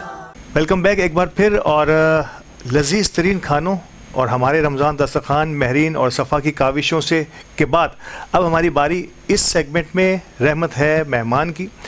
और यकीन तौर पर हमारी इस सेगमेंट में हमारी पूरी कोशिश होती है कि न सिर्फ वतन अज़ीज़ कम्युनिटी बल्कि कारोबारी हलकों से ताल्लुक़ रखने वाले कुछ ऐसे गौहर नायाब से आपकी मुलाकात कराई जाए जिन्होंने मुख्तसर से अरसे में अपनी काविशों से, अपनी कोशिशों से अपनी अपनी ट्रेड में, अपने अपने शोबे में अपना मुनफरिद मकाम बनाए। और यकीनी तौर पर आज भी हमारी इस नशिस्त रहमत है मेहमान का हिस्सा एक ऐसे बासलाहियत ताजिर जिसे मैं कहूँगा जिन्होंने बहुत मुख्तसर अरसे में न सिर्फ ये कि अपने शोबे में एक मुनफरिद मकाम हासिल किया और एज एन यंग एंटरप्रेन्योर आगाज़ करने वाले अब यकीनी तौर पर वो कि यंग तो वो आज भी हैं, लेकिन जिस अंदाज से, जिस तेज़ी से उन्होंने नई चीज़ों को अपनी ट्रेड का हिस्सा बनाया है, ये यकीनी तौर पर आज का हमारा खासा भी होगा और आज की हमारी गुफ्तगू का महवर भी होगा। आप country group builders and developers के CEO हैं। आपने पास्ट में रीजनल चेयरमैन आबाद की हैसियत से भी अपनी खिदमत अंजाम दी हैं। मुमताज़ समाजी और कारोबारी ख़ानदान से आपका ताल्लुक़ है। सुफियान आडिया साहब आज हमारे साथ मौजूद हैं। अस्सलाम वालेकुम सुफियान भाई। सुफियान भाई बहुत शुक्रिया इस लिमिटेड टाइम में। और असर के बाद और मगरिब से पहले का जो वक्त है ये बड़ा मुश्किल होता है किसी भी ख़ास तौर पे एक्टिव कारोबारी के लिए कि वो किसी स्टूडियो का या किसी प्रोग्राम का हिस्सा बने, ऑफिस से निकल के घर पे जाने का ये वक्त जो है इस वो आपने हमें दिया है, इसके लिए मैं दिल की गहराइयों से आपका मशकूर हूँ। आपका भी शुक्रिया, आपने मदू किया, बहुत शुक्रिया। नाज़रीन कराम, आगाज़ हमारा इस सेगमेंट का हमेशा खुशहाल नाच से होता है और आज हमारे दरमियान वतन अजीज़ की मुमताज़ सनाखा मोहतरम जुनैद काज़मी साहब मौजूद हैं और हम पूरी कोशिश करेंगे कि आज का आगाज़ एक मुनफरिद और रूह परवर कलाम के साथ आगाज़ हो जनाब जुनैद काज़मी साहब से।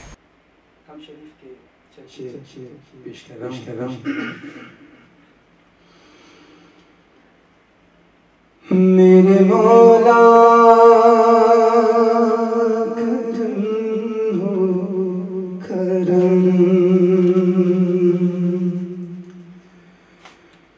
मेरे मौला करम हो करम, तुझसे फरियाद करते हैं हम, तुझसे फरियाद करते हैं हम, मेरे मौला करम हो करम, मेरे मौला करम हो करम, मेरे मौला करम हो करम। ये ज़मीन और ये आसमां तेरे कब्ज़े में है दो जहां मौला, ये ज़मीन और ये आसमां तेरे कब्ज़े में है दो जहां, सब पे तू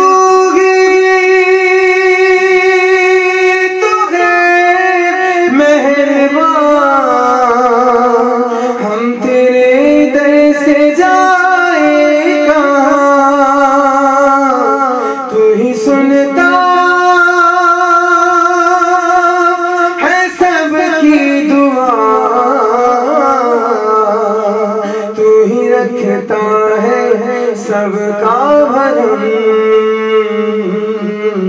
मेरे मौला करम हो करम,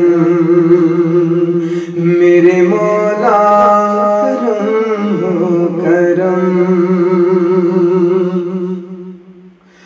बेकसों को सहारा मिले मौला, डूबतों को किनारा मिले, बेकसों को सहारा मिले मौला,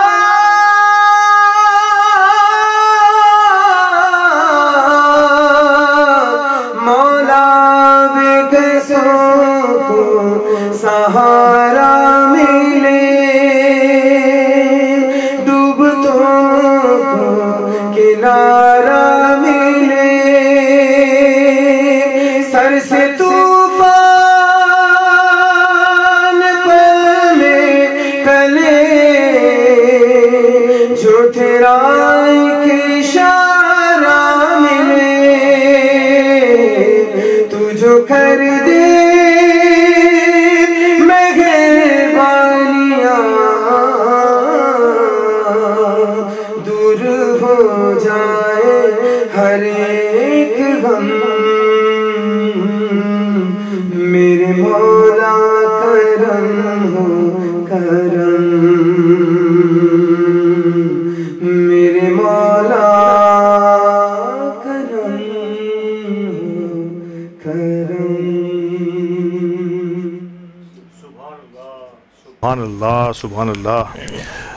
जुनैद भाई माहौल बना दिया आपने हमारी रमज़ान की इस ट्रांसमिशन के इस सेगमेंट में। आपने कहते हैं ना माहौल को अपना ग़ुलाम बना दिया और ऐसा ही आगाज़, इतना रूह परवर आगाज़ होने के बाद यकीन तौर पर गुफ्तगू का मज़ा भी दोबाला हो जाता है रमज़ान के सेगमेंट में। और मैंने आपसे आगाज़ में कहा कि हमारे साथ सुफियान आडिया साहब मौजूद हैं। सुफियान भाई, आगाज़ होगा कि आज का सुफियान आडिया अल्हम्दुलिल्लाह एक कामयाब ताजिर जिसने कई नई चीज़ें अपनी ट्रेड के साथ मुंसलिक की हैं और नो डाउट कई चीज़ों में आप पायनियर साबित हो रहे हैं। पहले चूँकि आज का सुफियान आडिया का आगाज़, क्योंकि हमारे यहाँ मेमन कम्युनिटी थोड़ी सी तालीम आगे बढ़ती है तो हम किसी न किसी अंदाज में अपनी ट्रेड का, अपनी फैमिली ट्रेड का हिस्सा बन जाते हैं। तो सबसे पहले कंट्री की थोड़ी सी जर्नी और इसके बाद फैज़ान का इसमें, सुफियान का इसमें शामिल होना। सर अच्छा भाई देखिए, मैं तो कुछ भी नहीं हूँ ना, हमारी कोई औकात है, जो भी है आज अल्लाह ताला का सबसे पहले तो करम है, बेशक बेशक, और उसके साथ साथ माँ बाप की दुआएं, वालिदैन की दुआएं, तो यहाँ तक पहुँच गए, अल्लाह ताला ने पहुँचा दिया अल्हम्दुलिल्लाह। बाकी ठीक है, मेहनत और बहुत लगन और एक जुस्तजू रहनी चाहिए और हर किसी को होनी चाहिए। और मेहनत इसलिए नहीं करनी चाहिए कि मैं पैसे कमा लूँ, मेहनत इसलिए करनी चाहिए कि मैं कोई टारगेट पर अचीव कर लूँ। जब आप अच्छी नीयत रखते हैं, कोई लाइफ में टारगेट होता है ना, कभी कोई एक एम्बिशन होता है, तो वो अचीव करने में आप जाते तो पैसा वैसा ये चीज़ें, सारी चीज़ें खुद आ जाती हैं, इसमें कोई वो दो राय नहीं है। और मैं अपनी कभी भी टीम से कोई बात करता हूँ ना, तो मैं कहता हूँ कोई एडवर्टाइजमेंट की ज़रूरत नहीं है, ये नहीं जाओ कि किसी चीज़ पे अपने आप को कोई एडवर्टाइज़ करो। मैंने कहा एक चीज़ का ख़ास ख्याल रखो, जब दिन होता है, उजाला होता है, सूरज निकलता है ना, तो सूरज को बताने की ज़रूरत नहीं कि आज दिन हो गया। तो मैंने कहा आप अपने काम पर फोकस करें, ना कि आप किसी से कंपटीशन करें। आप इस मुल्क को डिलीवर करें और इस मुल्क में ह्यूमन रिसोर्स की इन्वेस्टमेंट करें। आप अपने लोगों को ट्रेनिंग पे लेकर आएँ, उनको सिखाएं, उसमें बड़ी बरकत है। अब मेरी कोशिश ये होती है कि मैं नए फ्रेश ब्लड को ले अपने साथ टीम के अंदर, उनसे मेहनत करूँ, उनके साथ लगूँ, उनकी ट्रेनिंग भी दूँ, उनको एक्सपर्टीज़ भी लूँ, उनके साथ ट्रेंड लोगों को साथ उसके शामिल करूँ, क्योंकि मैं अकेला या कोई 4 लोग काम नहीं कर सकते। इट्स अ टीम वर्क जो आपके साथ पूरी एक्टिविटी के साथ इन्वॉल्व होते हैं, क्योंकि एक टाइम पे कंस्ट्रक्शन रेस करना, उसको बनाना, उसको उसकी सेल्स, उसकी मार्केटिंग, वो पूरा एक प्रोसेस है, तहरीक है पूरी। हाँ, क्योंकि एक अकेले का काम नहीं है, उसमें ज़ाहिर कॉन्ट्रैक्टर्स की भी जो सिलेक्शन है वो इस तरह की होनी चाहिए, जो डेडिकेटेड लोग हो, ना कि वो इधर भी काम पकड़ा, उधर भी काम पकड़ा, पता चला वो मिल ही नहीं रहा। तो मैं तो अपने काम के अंदर भी नए लोगों को लेकर आया जिस पे लोगों का इतना ट्रस्ट नहीं था। तो मुझे दोस्तों ने भी कहा यार तुम ऐसे नए लोगों के साथ आ गए हो जिसका इतना एक्सपीरियंस ही नहीं। मैंने कहा यार इंजीनियर्स वगैरह रखेंगे, कॉम्पिटेंट लोग रखेंगे, अल्लाह ताला करे। अल्हम्दुलिल्लाह अल्लाह ताला ने परवान चढ़ाया, नए लोग आए, उनने भी मेहनत करी, उनको भी आगे निकलना था ना। सर जर्नी जो है ये कंट्री बिल्डर्स की कब से आगाज़ होता है इसका? कंट्री का आगाज़ मेरे वालिद साहब ने किया 1977 से। 77 सबसे पहला प्रोजेक्ट हमारा नूर सेंटर था नायाबाद के अंदर, जो कि मेरी पैदाइश से भी पहले का था। ओहो। तो उसके बाद वहाँ से काम शुरू किया, फिर शिप ब्रेकिंग का भी काम था, फिर मारिया के नाम से काफ़ी प्रोजेक्ट किए नॉर्थ कराची में, नागन चौरंगी पे, फिर स्कीम 33 में काफ़ी काम किए, फिर कोलंबस टावर किया 90s के अंदर, अर्ली 90s के अंदर। बड़ा नाम था कोलंबस टावर, इसमें कोई शक की बात नहीं। फिर उसके बाद अल्हम्दुलिल्लाह फिर कंट्री के नाम से 1-2 प्रोजेक्ट्स आए, फिर उस नाम को हमने कंटिन्यू किया एज एन कंट्री के नाम से। फिर वो एक ब्रांड बनाया, उससे पहले ब्रांड बनाने का कॉन्सेप्ट इतना नहीं था। फिर कंट्री के नाम से काफ़ी प्रोजेक्ट शुरू किए, फिर हमने काम ही कंट्री के नाम से ही मशहूर हो गए, फिर हमने कंट्री बिल्डर्स के नाम से ही काम शुरू किया। पर कैसे एंट्री कब होती है इस पूरी सिनेरियो में जो है वो सुफियान की? एंट्री इस तरह होती है, हमारे यहाँ एक तो मेमनों में कॉन्सेप्ट है ना कि जैसे कि मैट्रिक के एग्जाम्स खत्म होने के बाद जून जुलाई का सीज़न आया थोड़ा तो वो वालिद साहब ने कहा अच्छा 2-3 घंटे साथ आना है। फिर गाड़ी ड्राइवर भी मिलता था, कभी कराची क्लब जाना हो, कहीं जाना हो तो वो फिर साथ होता था। तो वो एक साथ में लालच भी होती थी, तो अट्रैक्शन भी होती थी, शुगर कोटेड जिसे कहते हैं। क्या बात। फिर वो एक पॉकेट मनी भी मिलती थी ऑफिस आने की, तो एक उसमें रहता था। अच्छा क्या बात। फिर वो आते थे तो फिर कोई ना कोई एक अट्रैक्शन होती थी ऑफिस की। ग्रेट। तो हम भी शौक से आते थे। उसके साथ फिर हर साल समर्स की वेकेशन में स्पेशली 1-2 महीने की अटैचमेंट रहती थी। फिर जैसे जैसे इंटर के बाद ज़्यादा टाइम बढ़ना शुरू हो गया, फिर जैसे कॉलेज में आए, उसके बाद फिर यूनिवर्सिटी लाइफ में फिर जैसे कि क्लासेस ऑफ होने लगी, तो फिर वालिद साहब ने कहा भाई ड्राइवर खड़ा रहेगा यूनिवर्सिटी, 2 बजे फारिग हो आ जाओ ऑफिस पे, शाम तक वहीं रहो। क्या बात। तो इस तरीके से एक ऐसा एक मोटिवेशनल वो चीज़ें होनी शुरू हो गई। फिर उसके बाद हमारे फैक्ट्री का भी काम था, टेक्सटाइल का भी अर्ली 2000s के अंदर 96 से काम था। फिर उसके बाद वो काम हमने हमारे पार्टनर से वो देखते थे, बट हमारा डाइवर्सिफाइड काम करने का इरादा था, फिर हम ज़्यादा कंस्ट्रक्शन पे ही फोकस किया हमने। बिल्कुल। और अल्हम्दुलिल्लाह अल्लाह ताला का शुक्र है, फिर मेन 2005 के बाद से बल्कि 2002 के बाद से फुल टाइम आ गए। मुकम्मल तौर पर आपने जो है वो कंट्री को ज्वाइन कर लिया और अब वो कंट्री है और आप हैं और अल्हम्दुलिल्लाह इसमें जिद्दत आती चली जा रही है। 2002 से ज्वाइन किया, फिर 2006 में इंडिपेंडेंट प्रोजेक्ट मिल गया अल्हम्दुलिल्लाह, बड़ी यंग एज में। क्या बात, वाले साहब ने कहा बस अभी आप चलाओ उसको, खुद करो। अब फिर वो उनकी सुपरविजन रहती थी बट कंट्रोल पूरा दे दिया था अल्हम्दुलिल्लाह। टू यंग उस एज के अंदर एक इतने बड़े कंट्री को, कंट्री तो कंट्री वो मुल्क ही है, एक तरीके का एक मुल्क ही होता है जिसमें इतने सारे लोग काम कर रहे होते हैं, डिफरेंट डाइवर्सिफाई किस्म के लोग होते हैं। इसमें एप्रिसिएशन जो पेरेंट्स या आपके जो भी उस्ताद होते हैं वो आपके घर से भी हो सकते हैं, इनका एप्रिसिएशन, इनका मोटिवेशन कितना ज़रूरी होता है सुफियान? मैं समझता हूँ अल्ताफ़ भाई बहुत ज़रूरी होता है और ट्रस्ट भी ज़रूरी होता है और इख्तियारात के साथ ज़रूरी होता है, स्पेस के साथ कि आप कोई फ़ैसले सही लो या गलत लो। आप जब गलत फ़ैसले लेते हो तो आप उस फैसले से सीखते हो। ठीक है, आप मशावरत करके चलते हो, बाज़ औक़ात यंग एज होती, जज्बाती फ़ैसले भी होते हैं और वो ऐसे फ़ैसले होते हैं कि लाइफ टाइम की एक वो सीखने को चीज़ मिल जाती है। आदमी सोचता है यार मैंने एक स्टेप ये लिया था, उसका ये नेगेटिविटी आई थी, तो उस वजह से आदमी बड़ा कैलकुलेटिव डिसीजन लेता है अपने नेक्स्ट फ्यूचर के स्टेप्स के अंदर।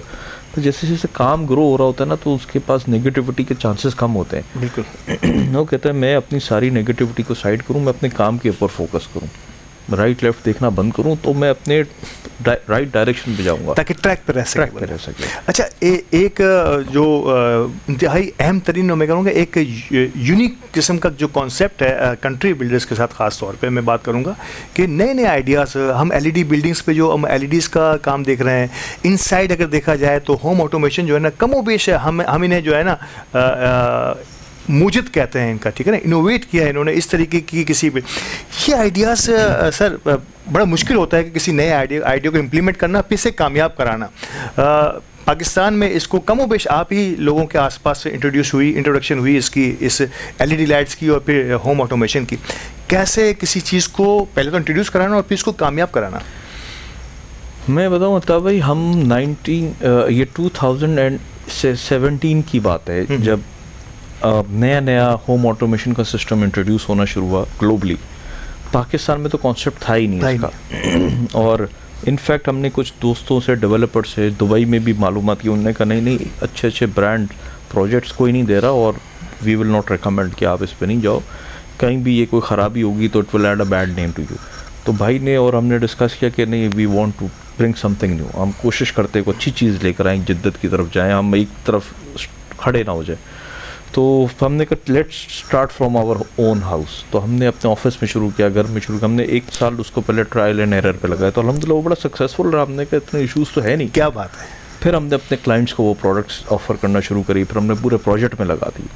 जो होम ऑटोमेशन का जो स्मार्ट लॉक था पहले हमने खुद अपने दफ्तर में लगाया, हमने उसको खुद रफ यूज़ किया, चेक किया, हमने कहा क्या इसमें ट्रबल शूटिंग है, पहले चीज़ें पता चले ताकि ऐसा ना हो कि क्लाइंट के पास जाए वहाँ से कंप्लेन आने के चांस नहीं होने चाहिए। ग्रेट। तो अल्हम्दुलिल्लाह देयर इज़ 100% सक्सेस स्टोरी, कोई कंप्लेंट्स नहीं है, people are 100% satisfied.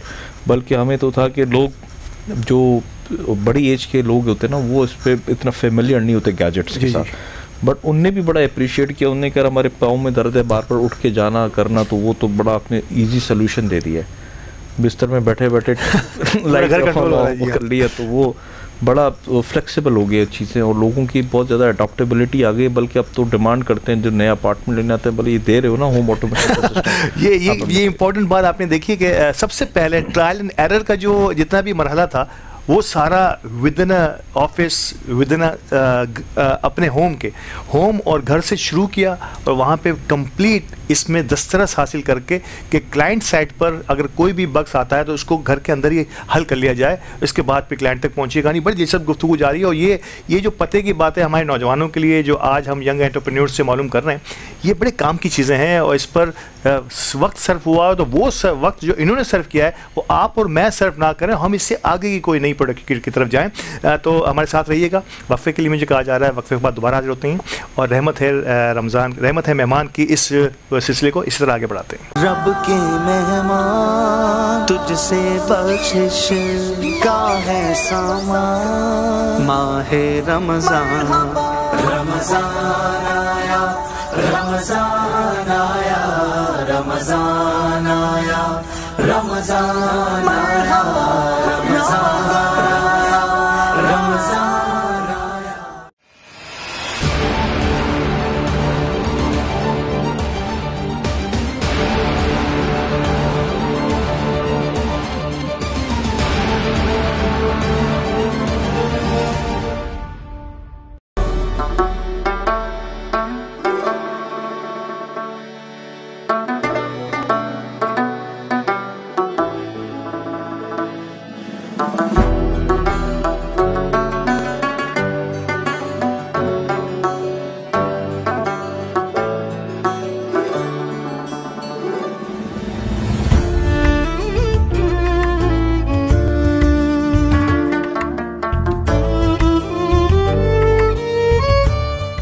With a 33-year legacy in the market, Nara Group has evolved into a powerhouse of luxury development, strategic investment, marketing, and bespoke design solution. Established as Nara Builders and Developers in reality, the company evolved to meet the demands of a dynamic market by launching investment, marketing, and design studio division. Today, Nara Group continues to shape the future, delivering unparalleled value to clients and setting new benchmarks in the industry as a whole. Contact us today for your dream houses and strategically planned investment.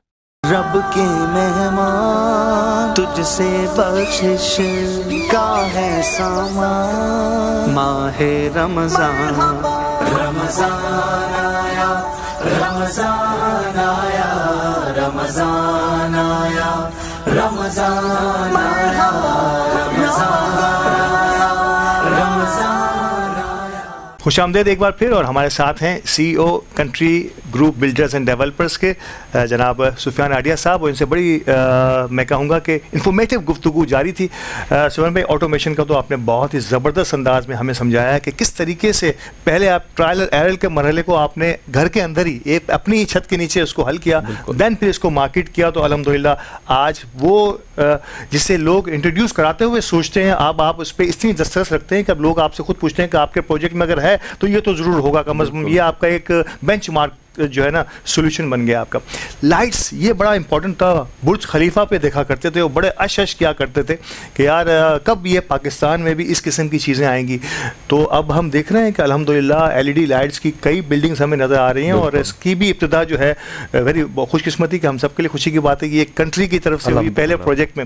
ये idea बुर्ज खलीफा से ही adapt हुआ या इससे पहले भी की सोच थी आपकी? बिल्कुल, इंस्पिरेशन तो वहीं से मिली।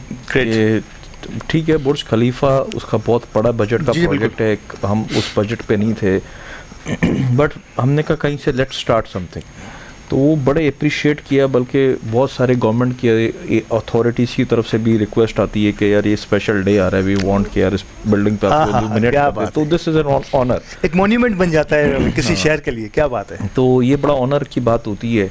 और हम उस पर कोई पॉलिटिकली कोई कैंपेन नहीं चलाते, ना हम कोई हैप्पी बर्थडे लिख रहे होते हैं, ना हम ऐसी कोई चीज़ नहीं करते, बट हाँ जो नेशनल डेज होते हैं हम उसको ज़रूर सेलिब्रेट करते हैं। कोई मजहबी त्यौहार है, 12 रबीउल अव्वल है, ईद है, रमज़ान शरीफ है, तो आजकल आप देखेंगे तो उस बिल्डिंग पर हम रमज़ान मुबारक लिख के बिल्कुल बिल्कुल मैंने देखा है। एक बड़ी लोगों के अंदर भी एक नई फीलिंग आती है, it adds value to the city.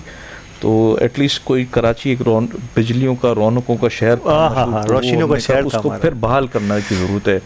और अब इंशाल्लाह हमने देखा कि और भी बिल्डरों ने इसको बड़ा सराहा और अपने प्रोजेक्ट्स में लेकर आए, ये बड़ी खुशी की बात है। It's an healthy competition.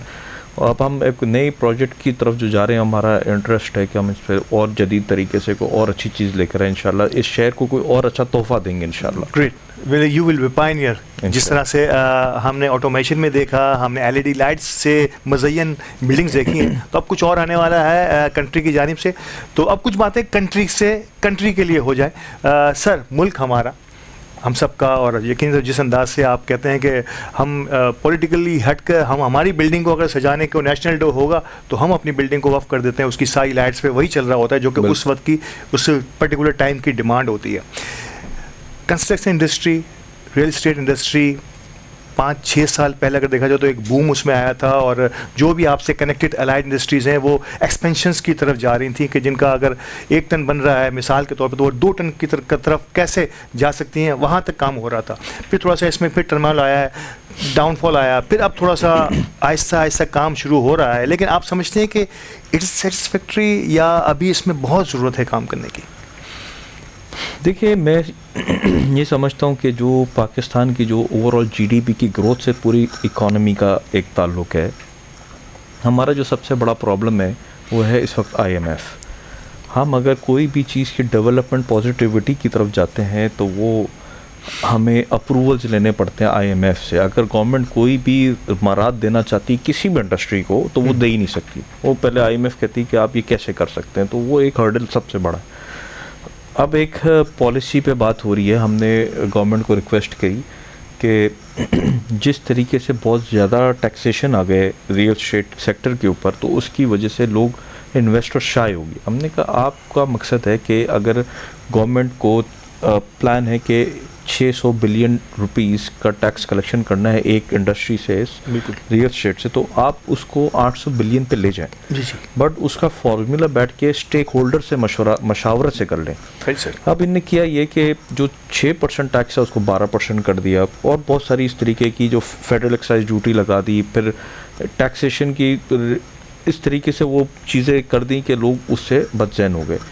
अच्छा, कुछ टैक्सेशन ऐसे है कि जो टैक्स की एडजस्टमेंट भी मिल जाती है ओवर पीरियड ऑफ टाइम, कि जब आपके जो फर्दर इनकम टैक्स है उसमें आप उसको एडजस्ट कर सकते हैं, बट वो कम्युनिकेट ही नहीं हुआ लोगों के साथ ज़्यादा प्रॉपर्ली, तो लोग उससे बैकआउट हो गए कि यार ये हो तो इतना टैक्स लग जाएगा, इसमें तो कोई बचत ही नहीं है।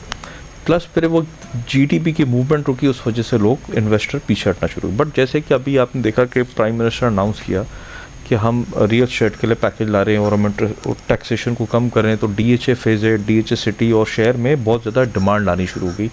वो कस्टमर जो कि बिल्कुल नहीं आ रहा था, या दुबई की तरफ उसका रुझान था, या बैंक के हाई इंटरेस्ट रेट की वजह से इस्लामिक फाइनेंसिंग में उसका रुझान था, वो सारे लोग वापस से रियल एस्टेट की तरफ आना शुरू हो गए। अच्छा, रियल एस्टेट का सेक्टर ऐसा है कि वंस अगर कोई एक आदमी अपार्टमेंट ख़रीदता है तो आप समझें कि उस बिल्डिंग के अंदर मल्टीपल इंडस्ट्री का इनपुट आता है, जैसे कि सबसे पहले तो स्टील, सीमेंट, लेबर, फिर वुड का शटरिंग का काम है, फिर आपका उसमें टाइल्स है, ग्लास है, सैनिटरी है, यू नेम इट, और फिर जो लेबर है सबसे ज़्यादा एग्रीकल्चर के बाद एक्सटेंसिव इंडस्ट्री जिसमें अनस्किल्ड लेबर का काम है ना। इंडस्ट्री किसी टेक्सटाइल में या किसी और प्लांट पे जाएंगे तो उसमें स्पेशलाइज्ड इंजीनियर चाहिए, वो प्रोफेशनल उसका लेबर चाहिए। इसके अंदर अनस्किल्ड लेबर की बहुत ज़्यादा रिक्वायरमेंट होती है, जो कि वो ऑप्टिमाइज हेल्पिंग हैंड्स बनते हैं, हेल्पिंग हैंड्स बन जाते हैं, जो कि लेबर लोडिंग, अनलोडिंग, फिर माल मिक्स करना, ये सब बहुत सारी चीज़ों में काम हो जाता है। तो नाउ हैविंग सेड दैट, अभी ये हॉल्ट है, मेरा ख्याल है एंड मार्च या स्टार्ट ऑफ अप्रैल में IMF के $7 बिलियन की जो रिव्यू है ये इंशाल्लाह हो जाएगा। उसके बाद मेरा ख्याल है कुछ चीज़ें बेहतर की तरफ आप देखेंगे। प्लस पाकिस्तान की जो नई अपॉर्चुनिटीज़ जो टैप करी हैं, वो नया ग्रीन पाकिस्तान का जो आर्मी ने इस वक्त बहुत बड़ा काम किया है, चोलिस्तान के डेजर्ट को पूरा ग्रीन करने जा रहे हैं। काफ़ी हिस्से में FW ने काम कर लिया है। इसके साथ IT के ऊपर, सेक्टर के ऊपर बहुत ज़्यादा फोकस्ड है। आप देख रहे होंगे कि इस वक्त एवरेज $2.8 बिलियन का रेमिटेंस हर महीने आ रहा है, और इस दफ़ा ईद के ऊपर स्टेट बैंक फोर्सी कर रहा है $5 बिलियन के रेमिटेंस आने का। इंशाल्लाह अल्लाह करे ये हो जाए। ये नंबर्स बहुत अच्छे आ रहे हैं। हमारा इतना एक्सपोर्ट नहीं बढ़ रहा जितने कि हमारे सामने ये नंबर्स भी बेहतर हो रहे हैं। और इसी तरीके से जो माइंस एंड मिनरल्स के ऊपर काम हो रहा है इस वक्त, हमें नज़र आ रहा है कि अगले 2-3 साल में जो रेकोडेक्स से जो गोल्ड का जो काम हो रहा है, ये भी कुछ एक वैल्यू ऐड कर देगा। प्लस जो रिवर इंडस के अंदर बेल्ट पे इनको गोल्ड के कुछ रिजर्व्स मिल गए हैं। ग्रेट। तो ये कुछ बहुत पॉजिटिव खबरें हैं पाकिस्तान की। ना उम्मीद ही नहीं है पाकिस्तान पे, अल्लाह ताला का बड़ा करम है। आप समझो ये 27वीं रमज़ान को क़याम में आया, तो इस पे बुज़ुर्गों की बड़ी दुआएं, बड़ी मेहनत है, और ये अल्लाह ताला ने इस मुल्क पे बड़ा ख़ास करम रखा है। ठीक है, बुरे वक्त ज़रूर आते हैं, थोड़ी सी अच्छी पॉलिसीज़ की ज़रूरत है। कुछ अच्छे हुक्मरान अगर बैठ के इस पे नेशनल इंटरेस्ट पे सोचेंगे तो मैं समझता हूँ बड़ी रिजिलियंट कौम है, और बहुत जल्दी हम अपने आप को चेंज कर लेंगे। वी वोंट टेक ईयर्स, कोई शक हम महीनों में अपने आप को खड़ा कर लेंगे, मैं समझता हूँ। ज़रा नम हो तो ये मिट्टी बड़ी ज़रखेज़ है साक़ी। ये लब लुबाब था जो मोहतरम सुफियान भाई ने हमें फरमाया कि नाउम्मीद नहीं होना। मायूसी कुफर भी है, और यकीनी तौर पर हमारा मुल्क तो रमज़ान मुबारक के बाबरकत तरीन दिन शब 27वीं शब को वजूद में आया है, तो इससे कोई भी नुकसान नहीं पहुंचा पाएगा। हाँ, अगर हम अपने हाथों से इसे नुकसान पहुंचाने जा रहे हैं तो ये एक अलग बात है। तो हम सबको मिलकर पाकिस्तान की तरक्की के लिए आगे देखना होगा। रोज़गार में सबसे बड़ा एलिमेंट आपकी इंडस्ट्री और आपसे एलाइड इंडस्ट्री, यानी कि अगर मैं समझता हूँ कि कंस्ट्रक्शन इंडस्ट्री में दिल से कह सकता हूँ कि अगर कोविड के दिनों में ये वाहिद वो इंडस्ट्री थी, अगर वो ना चल रही होती तो शायद हो सकता है कई घरों के चूल्हे जो है मुस्तकिल तौर पर बंद हो जाते थे। देने वाले अल्लाह की ज़ात है, लेकिन आप लोगों ने उसमें बड़ी मेहनत की है, और वही वो वक्त था जिसमें शायद दुनिया बंद पड़ी थी और हम किसी न किसी अंदाज में अपनी सनत का भी और अपने घरों का पहिया भी चला पा रहे थे। आप समझते हैं कि आपसे रिलेटेड 60 to 70 एलाइड इंडस्ट्रीज़ जो हैं, वो जिस तरह से कंस्ट्रक्शन रियल एस्टेट को अगर फोकस किया गया या ऐसे कोई इंडस्ट्री का दर्जा देकर इसे मराद देकर आगे बढ़ाया गया, तो शायद हो सकता है कि रोज़गार के इतने बड़े जो जिन है इसको हम काबू कर सकते हैं। सर, मैं समझता हूँ कि मराद की तो ज़रूरत ही नहीं इस इंडस्ट्री को। ये वो इंडस्ट्री है कि बगैर मराद के खड़ी हो जाएगी, बट हमें राइट पॉलिसीज़ की ज़रूरत है, हमें पॉजिटिव चीज़ों की ज़रूरत है। हम अब देख रहे होते हैं कि कभी ना कभी कोई इंटरेस्ट रेट की फ्लक्चुएशन आती है या कभी डॉलर की डिवैल्यूशन आती है, वो सारी चीज़ें जो है वो डी ट्रैक कर रही होती है। अब अल्हम्दुलिल्लाह पिछले 1 साल से जो गवर्नमेंट की तरफ से डॉलर की स्टेबलाइजेशन 278 280 के बिटवीन आके रुक गया, ये बहुत पॉजिटिव है। मैं ये समझ रहा हूँ कि आप अभी इन फ्यूचर जो देखेंगे ना कि ये इस वक्त पाकिस्तान में जो स्पेशली कराची है वो सबसे अंडर कॉस्ट है पूरे वर्ल्ड वाइड। आप श्रीलंका देख लें, बॉम्बे देख लें, दुबई देख लें, कोई भी पोर्ट सिटी देख लें, छोटे से छोटे मुल्क का, वो उसकी प्राइस से बहुत ज़्यादा है। बिल्कुल सही। आपके कराची का जो महंगा तरीन इलाका है ना, वो पॉश एरिया में DH है या क्लिफ्टन या शहीद मिल्लत, बादराबाद, ये एरियाज़ हैं। इस एरिया में भी इस वक्त वो प्राइसेस नहीं है जो कि लैंड प्राइसेस होनी जा रही हैं और अवेलेबिलिटी नहीं है। अब मैं समझता हूँ कि इस वक्त जो सबसे ज़्यादा जो डिप्रेस्ड है जो सिचुएशन है वो मिडिल क्लास है। उस वक्त जो महंगाई ने उनको हिट किया है वो उन लोगों को हमने ऊपर लाना है, और मिडिल क्लास तब ऊपर आता है जब पैसे की सर्कुलेशन होती है और GDP की ग्रोथ आती है। इस वक्त सबसे जो बेहतर चीज़ आ रही है वो IT इंडस्ट्री है पाकिस्तान में। जो यंग बच्चे बच्चियों जो पढ़ के निकल रहे हैं IT के अंदर, दे आर डूइंग मिरेकल्स, और उसकी वजह से पाकिस्तान का $6 बिलियन का IT का एक्सपोर्ट हुआ है, जो कि बहुत बड़ा गैप है। अच्छा, ये तो ऑफिशियली 6 बिलियन है। इस जो लोग इस स्पेशलिस्ट कहते हैं कि अनदर $6 बिलियन वो है जो लोग घरों से बैठ के बच्चे बच्चियाँ IT का काम करते हैं। हाँ। जो बाहर $100 का काम हो जाता है वो यहाँ पे $10 में बच्चे बच्चियाँ वो खुद कर लेते हैं। बिल्कुल सही। तो टैलेंट ये मैं नोट नहीं हो रहा कहीं पे, लेकिन ये हो जरूर रहा है किसी न किसी अंदाज में। टैलेंट बहुत है हमारे पास, और नेक्स्ट फ्यूचर जो है ना वो IT का है दुनिया के अंदर। इंडिया की जो ग्रोथ हुई या और भी जो मुल्क की ग्रोथ हुई वो अपने IT इंडस्ट्री ने उनको ग्रो किया। तो हमारी अगर ये इंडस्ट्री ग्रो कर जाती तो इसमें आपको ना कोई मशीनरी की ज़रूरत है, ना कोई चीज़ इंपोर्ट करने की ज़रूरत है, वो घर बैठे बैठे वो चीज़ें इम्प्रूव हो जाती हैं। ग्रेट। और IT बैकबोन बन सकती है उसमें, क्योंकि इसमें आपका रॉ मटेरियल कुछ नहीं लगता, सिर्फ और सिर्फ आपका वो दिमाग, आपका टैलेंट और आपकी सलाहियतें। और हमारे पास टैलेंट और सलाहियत की कमी नहीं है। ये हम ही नहीं, दुनिया हमें इस कम से कम इस शोबे में हमें मात नहीं दे सकती।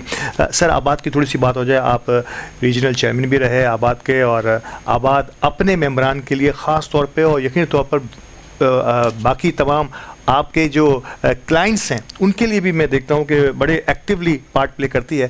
कैसे देखते हैं आबाद के इस फॉर्मेट को, और आप समझते हैं कि ये अपनी जिम्मेदारियां पूरी तरह से अदा कर पा रहा है या इसमें मज़ीद कुछ बेहतरी की गुंजाइश है?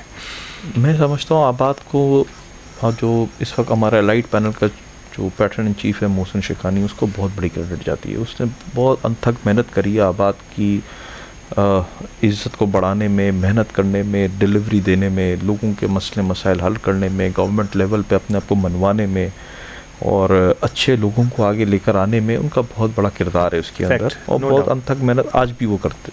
वो दुबई बैठे होते हैं मोहसिन भाई, तो आज भी राब्ते में रहते हैं तमाम बिल्डरों से। किसी का कोई इशू है वो खाली ना के मेंबर को सपोर्ट करते हैं, चाहे कि वो नस्ला टावर का इशू हो या कोई भी इशू हो। जिस तरीके से सुप्रीम कोर्ट में रिप्रेजेंट किया, आबाद ने अपनी जेब से भी वकीलों के पैसे दिए, मारे भी खाई, वहाँ पे पुलिस की लाठीचार्ज भी हुआ, आपने देखा होगा। तो वो हम पीछे नहीं हटे। आज भी हमने एक प्रपोजल बनाया आबाद में कि नस्ला टावर का जिस दिन ऑक्शन होगा तो आबाद इंशाल्लाह उसको उस ऑक्शन में ख़रीदेगी और उस पर वापस से नस्ला टावर रीबिल्ड करेगी इंशाल्लाह। क्या बात है, क्या हमने सोचा है कि हम इस पर इंशाल्लाह कोशिश पूरी करेंगे। इसके अलावा गवर्नमेंट की जहाँ तक पॉलिसीज़ हैं, तो लो कॉस्ट हाउसिंग के ऊपर या कोई भी बेहतर पॉलिसी बनाने में आबाद का बहुत बड़ा किरदार है। इस वक्त भी जो प्राइम मिनिस्टर ऑफ पाकिस्तान ने एक टास्क फोर्स बनाया, उसमें चेयरमैन आबाद ऑन बोर्ड है, 10 लोगों की कमेटी है माशाल्लाह, उसमें भी अल्हम्दुलिल्लाह आबाद के चेयरमैन ऑन बोर्ड हैं। इसके अलावा बहुत सारे ऐसे बिल्डर्स हैं या ऐसे लोग हैं जो कि आबाद के मेंबर्स नहीं हैं, जो कि फ्रॉड करते हैं, तो आबाद उनकी निशानदेही कर रहा होता है डिपार्टमेंट्स के मुख्तलिफ वक्तों में।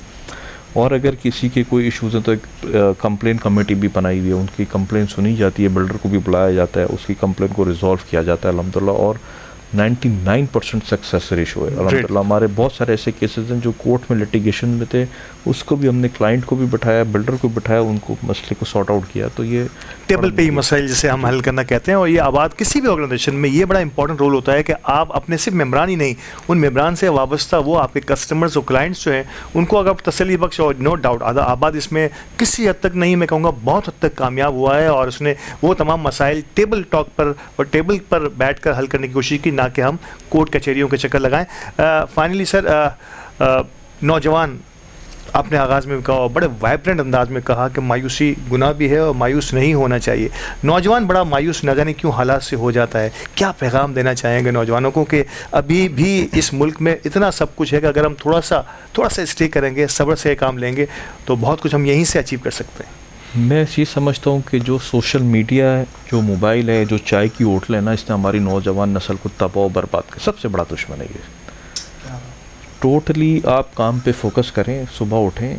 मैं ये देख रहा हूँ कि जो MBA किए हुए भी हैं या जो डॉक्टरेट हैं या इंजीनियर्स हैं, डिग्री लेकर बैठ जाते हैं, काम ही नहीं पता।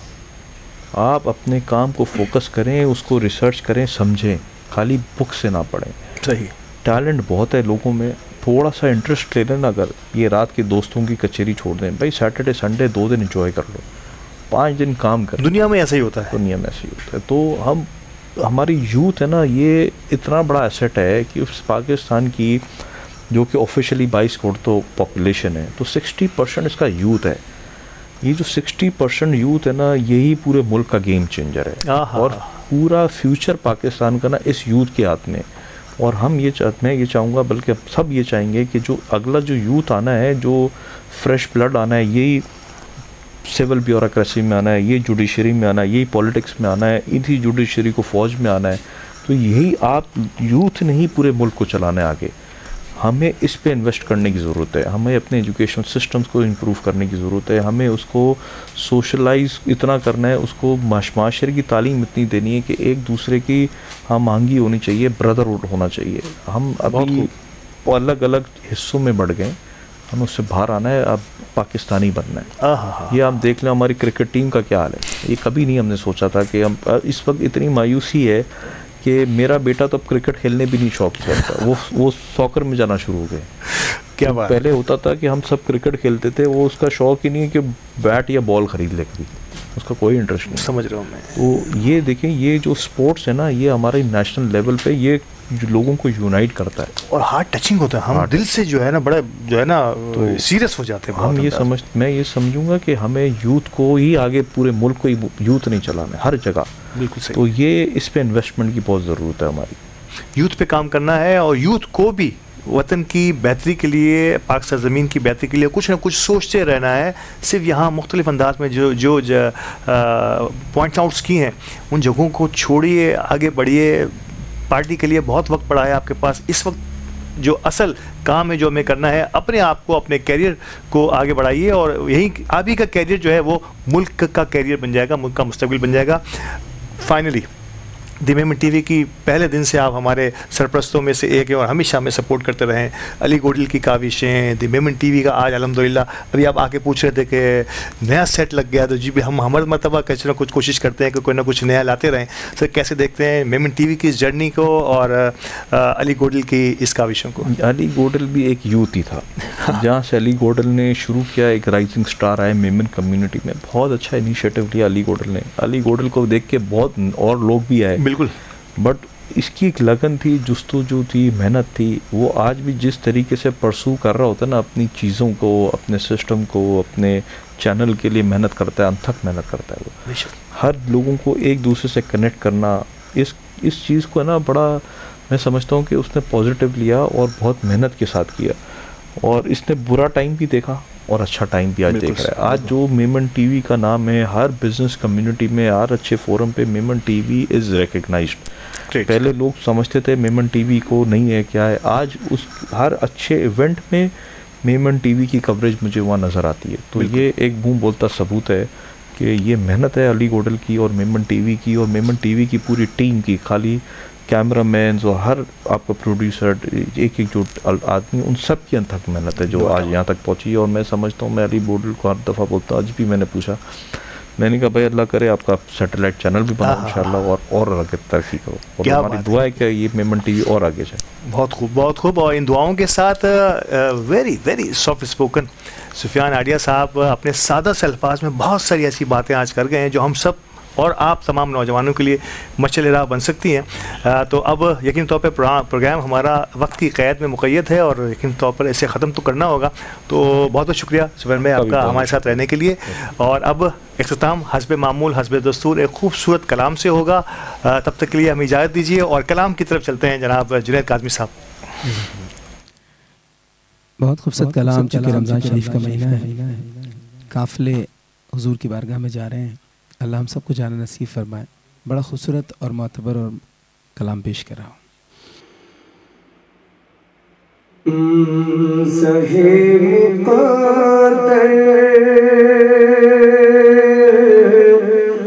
हुजूर हक से सलाम आया, पयाम आया, झुकाओ नजरे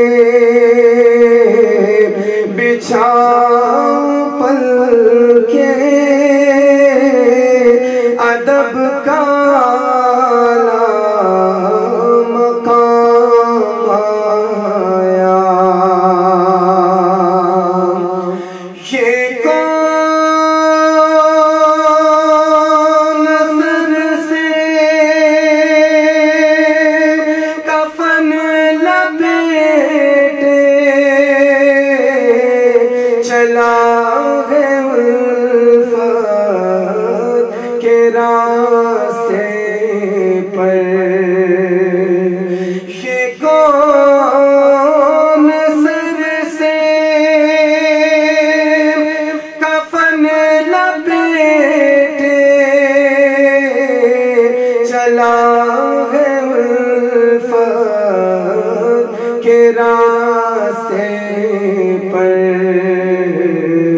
फरिश्ते हैरान से तक रहे हैं,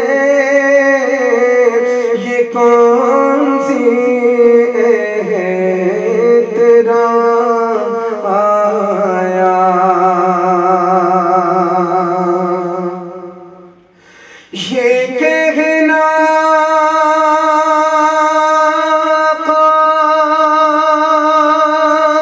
बहुत से आशिक तड़पते से छोड़ आया हूँ मैं। ये कहना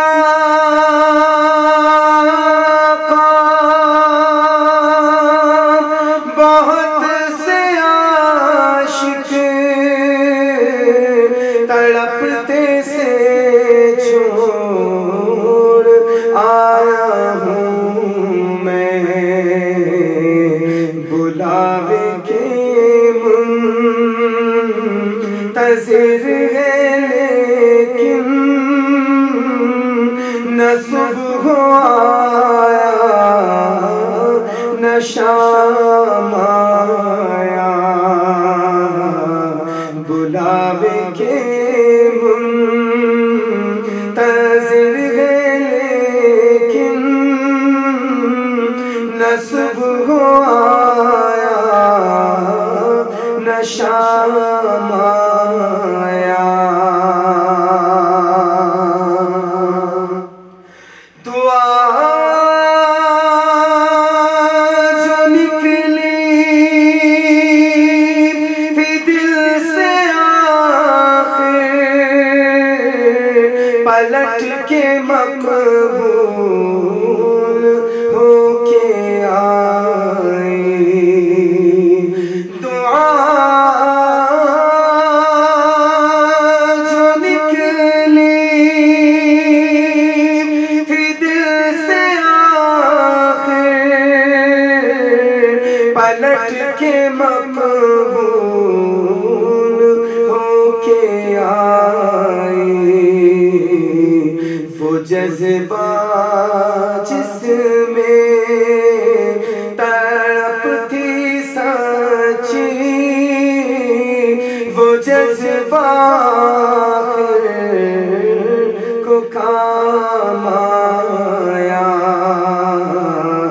सहे मुक़द्दर हुज़ूरे हक़ से सलाम आया, पयाम फिर मुस्कुराई जिंदगी, आया है रमजान। रब की नेमत है रमजान, रब की नेमत है रमजान। रमजान रमजान रब की नेमत है रमजान। रमजान रमजान रब की नेमत है रमजान।